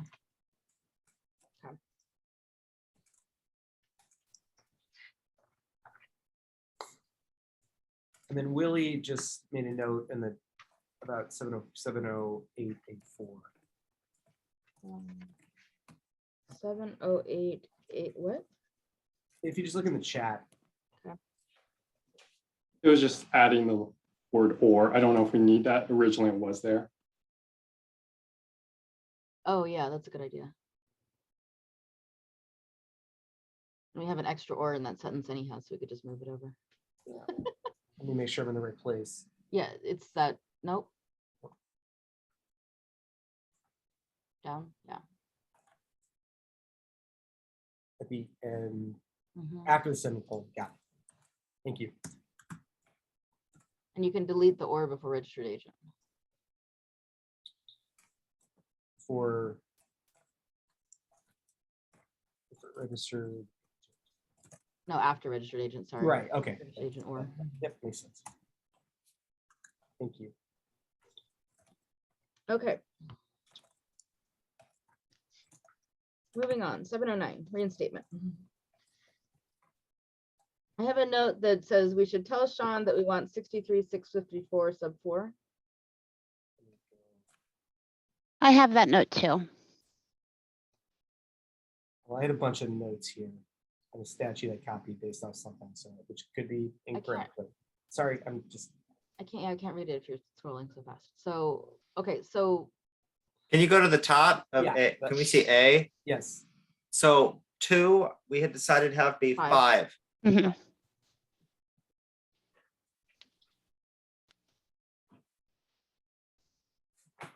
so we're gonna have a, No. See how it says 2 years, not later than 2 years in A? yes, We decided to have it be 5 years instead. okay.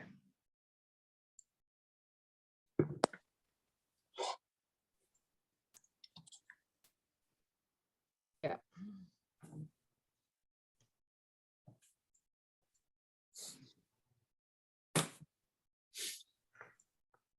Okay. Yeah, Is that- so, and then C1.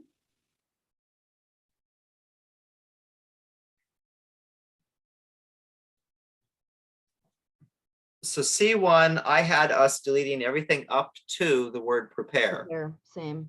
Okay. Because we essentially want to substitute the process for what's in 63,654, right? Statement of reinstatement.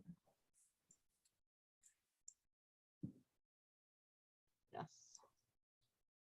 And then on C2, I had us actually keeping the words file the File the statement of reinstatement. Yeah, that I do too. Okay. So we're just deleting the and serve a copy on the limited liability company. Understood.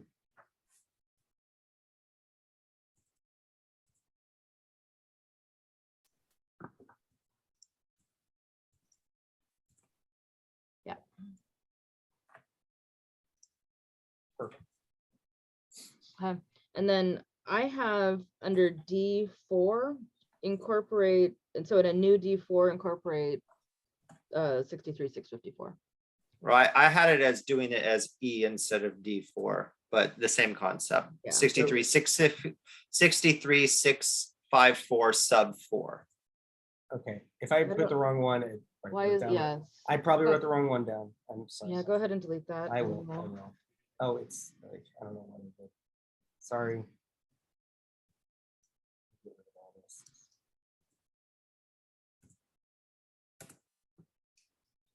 I try to ask for citations and sometimes we just move along. So thank you for bearing with me.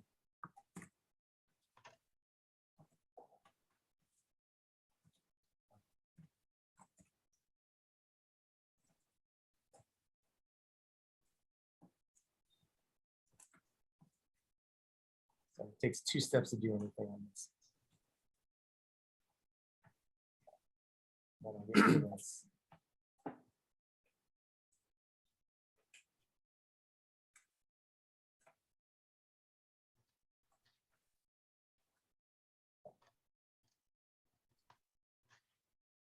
All right.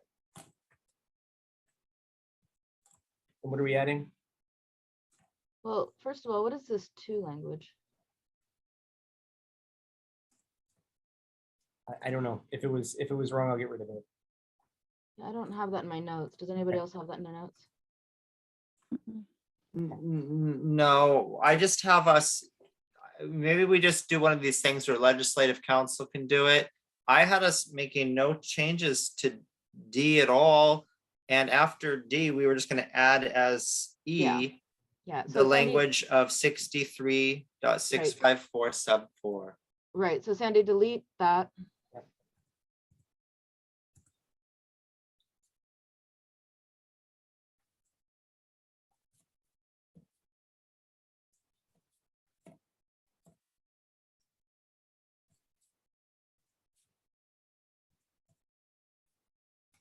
And it's 654, not 657.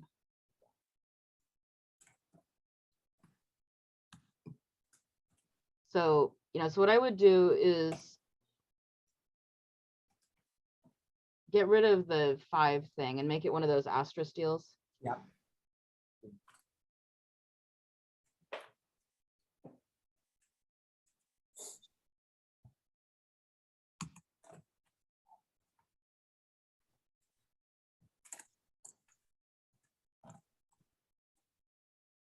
I didn't like the format change.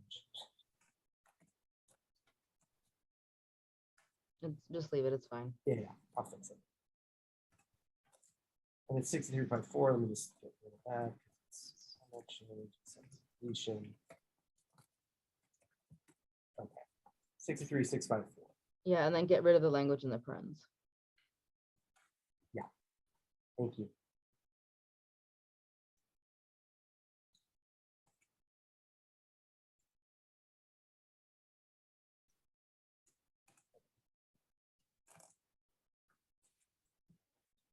Okay. Thanks for bearing Anything with else? me. Anything else on 709? And again, it's 654 sub 4. Yeah. Perfect.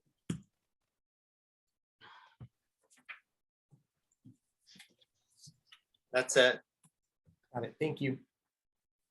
And then Sure. 710, I have us just deleting the paragraph B. Was that in anybody else's notes? Yes, and and replacing it with Oh.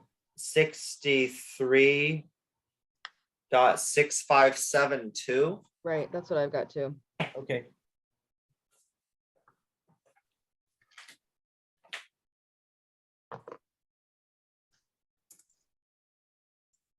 Replace with 63.6572. Yeah, Oh, sorry about the strike. I'll fix that in a second.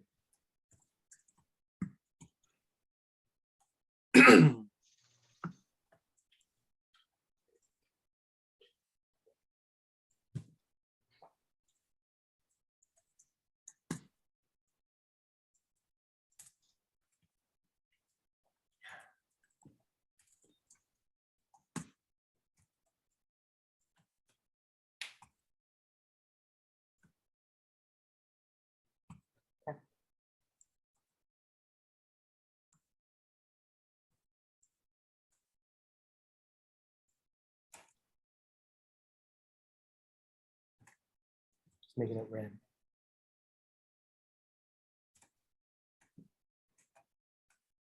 Do we want to get started on section 8? We certainly got time to make some progress on it if we want to. oh, before we get to that, I had section 711, we were gonna add a new section 711, which is where we were going to put ORS 63. 661. That was my note. I just didn't have it as the 711. That's okay. I have a post-it. Yep, that makes a lot more sense why I had it in there, Cody. Thank you. Yeah, but yeah, so I would type this note like immediately above where it says Article Article 8 8. rather than where Yeah, the not where you cursor are. currently is. Perfect. Hey, Valerie. Yes. Sorry I'm late. It's Hi, Tara. Tara. Hey, did you guys go through 502 already? I We assume did. you did. Do you want to No? go? Yeah, we did. Did you want to go back to it?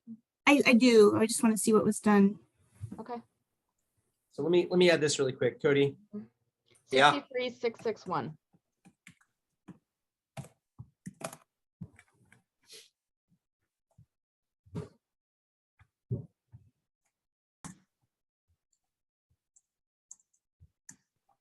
And this is going to be 711. Yep.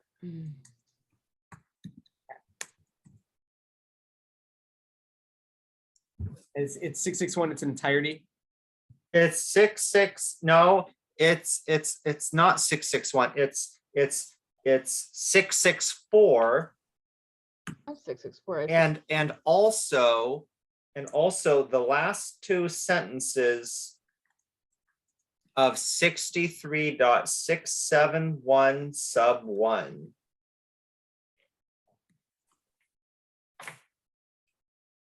That was definitely what my note was before, but this is going to read a lot more clearly. Thank you.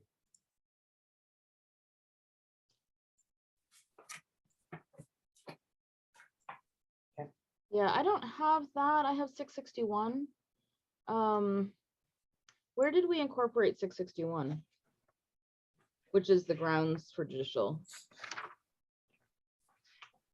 dissolution. Into 701, I believe. Let me look. That's the one that we added to 701. Sandy, could you go back to 701, please? Sure.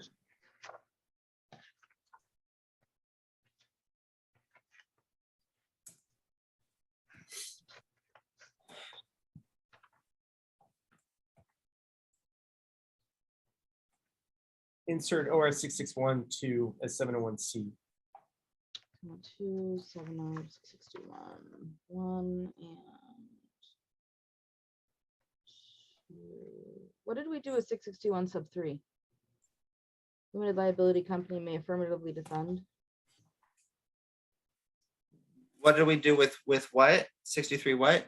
63 661 sub 3, which is the affirmative defense against shell company. So I think if we're gonna insert 1 and 2, we should insert 3 here as well. Yes.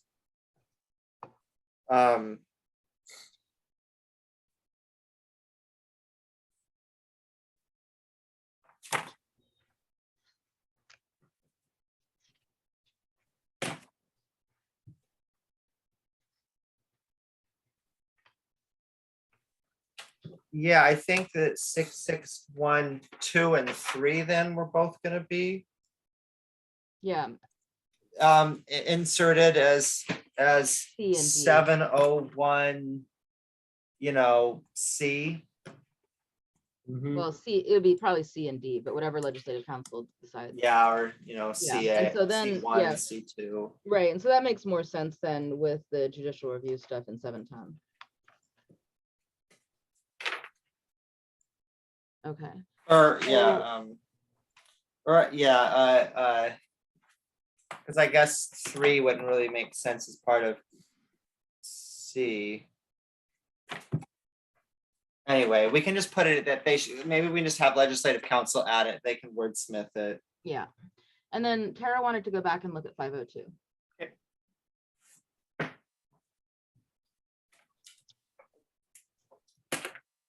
Here it is.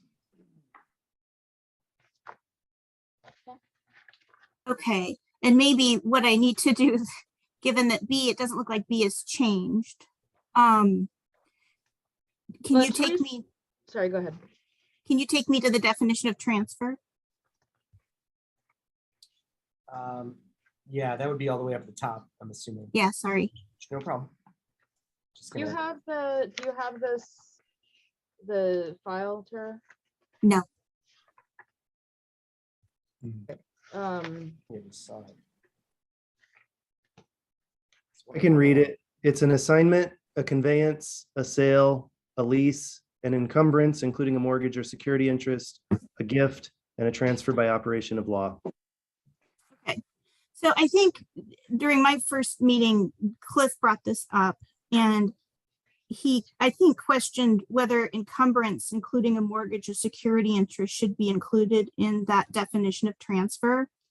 And if you look at 502, I'm getting there. if you leave encumbrance in there, then that gives a security interest holder the right to distributions prior to foreclosure technically. Mm-hmm. And so I think that's a problem. Why is that a problem? Because I've never seen a lender take the position that prior to foreclosure, they should get distributions.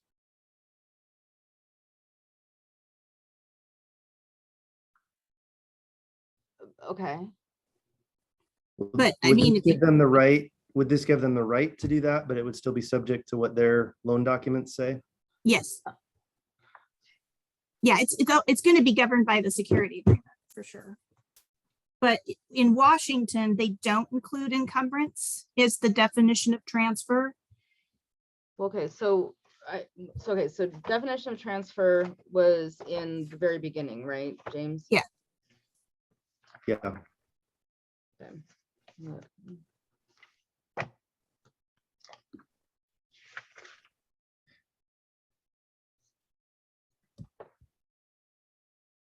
Yeah, I think we did talk about this though.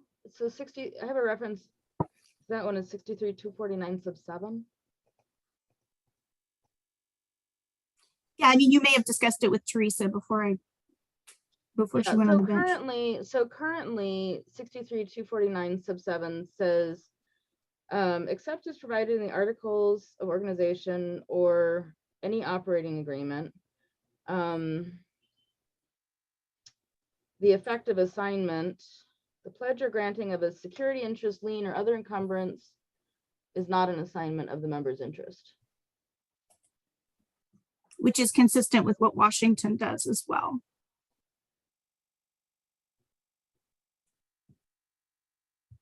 Well, I mean, I don't know that we care about being consistent with Washington. I think we care more about reflecting policy decisions that the Oregon legislature's made. Sure. But But that is apparently what Oregon has said. that a transfer shouldn't include an encumbrance or mortgage or security interest, allowing that security interest holder to get distributions. It's only if they foreclose that they would get distributions.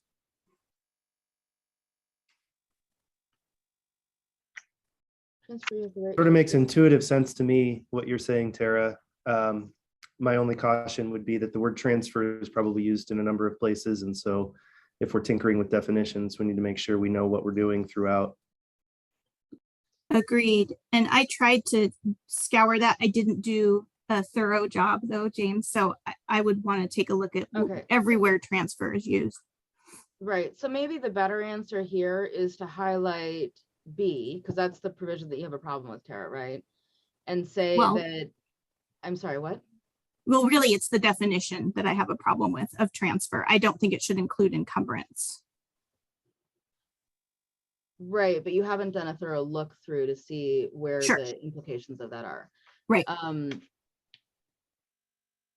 So can you go back up to, where are we?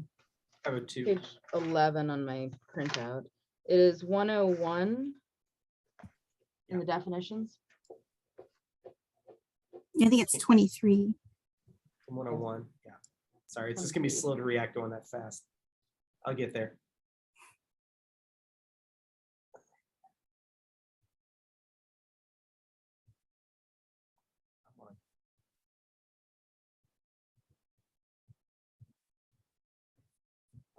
Well, so what is the problem?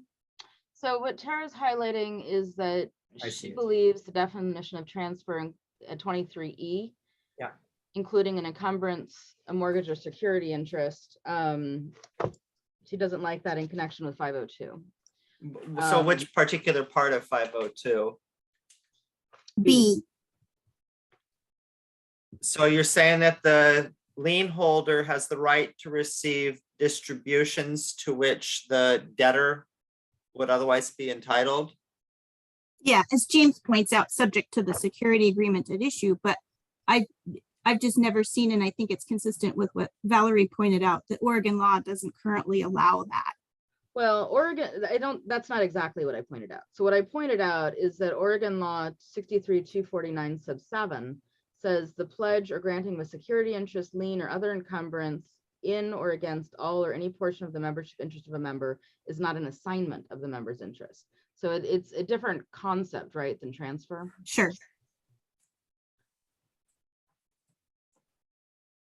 I mean, I feel like we talked about this when Teresa was part of the group and we decided to leave it the way it is. Yeah, I mean, We did. I think we kind of skipped it, which is why. I mean, because We're Teresa was pretty revisiting. thorough when we were going through this. So I have a note about cash method versus accrual method on 502, but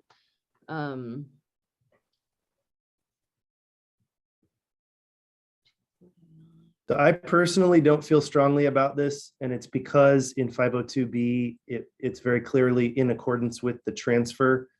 So Tara, as you answered my question, I think the security agreement or pledge agreement would govern.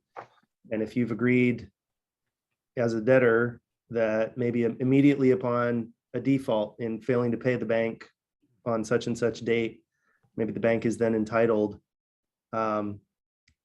And in fact, I'm now actually, I think I'm remembering what Teresa said.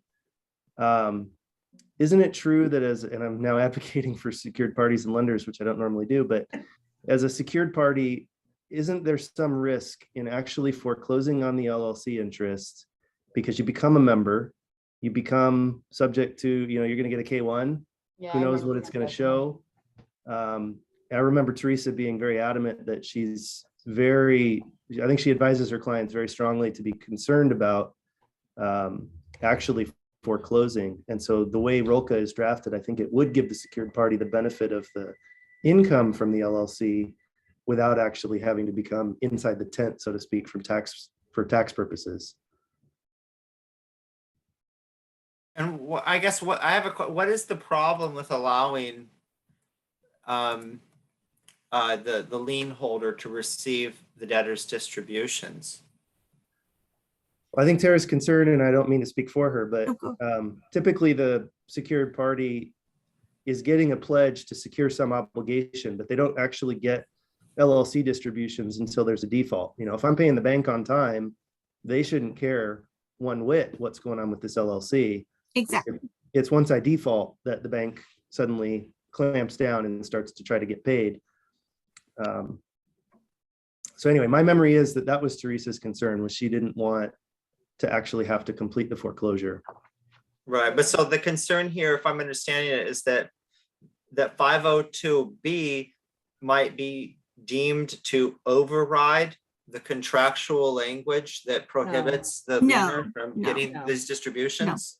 No, No, No. and you know, if it is contemplated in the loan agreement to go a particular way, then it's whatever the parties decide. It's just the default provision. So my preference would be to leave it the way it is, because I do No, think that we talked an awful lot about this. that's good. I'm fine with it. I just Yeah. thought, that's not traditional that a secured creditor would be entitled to distributions. But as James points out and Teresa discussed with you guys, if it's governed by the security agreement, and the secured creditor is concerned about foreclosing and becoming, getting tax implications and whatnot, that's fine. I wear two hats. I do debtor work too. So, Do you? no, but that makes sense if that's the policy decision that's already been made. I mean, and we can flag it saying that there was discussion about this issue in 502. So Sandy, could you go back to 502, please? Yep. It's gonna take me a minute, but yes. Yeah, there. Oh, there we go. So keep scrolling. A little more.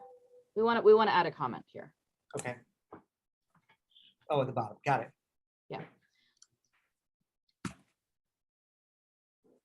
Yeah, and I think a comment the group discussed that the parties may modify the definition of transfer that has an impact on 502B. Is that So- for the discussion? So am I correct that everyone's in agreement that the fact that ROLCA defines a transfer to include the encumbrance mortgage, its security interest, that's a change from current Oregon law, Is it a right? change from I think it current is and it Oregon law? isn't. It's a change definitionally, but where I was focused on this initially from our last conversation was what's the default in terms of what a member can and can't do with the membership interest? If I'm a member of an LLC, can I pledge my membership interest absent some restriction in the operating agreement? And I think both ROLCA and Oregon law say yes, they just say it in different ways. One of them does it definitionally and one of them does it expressly. I agree with that.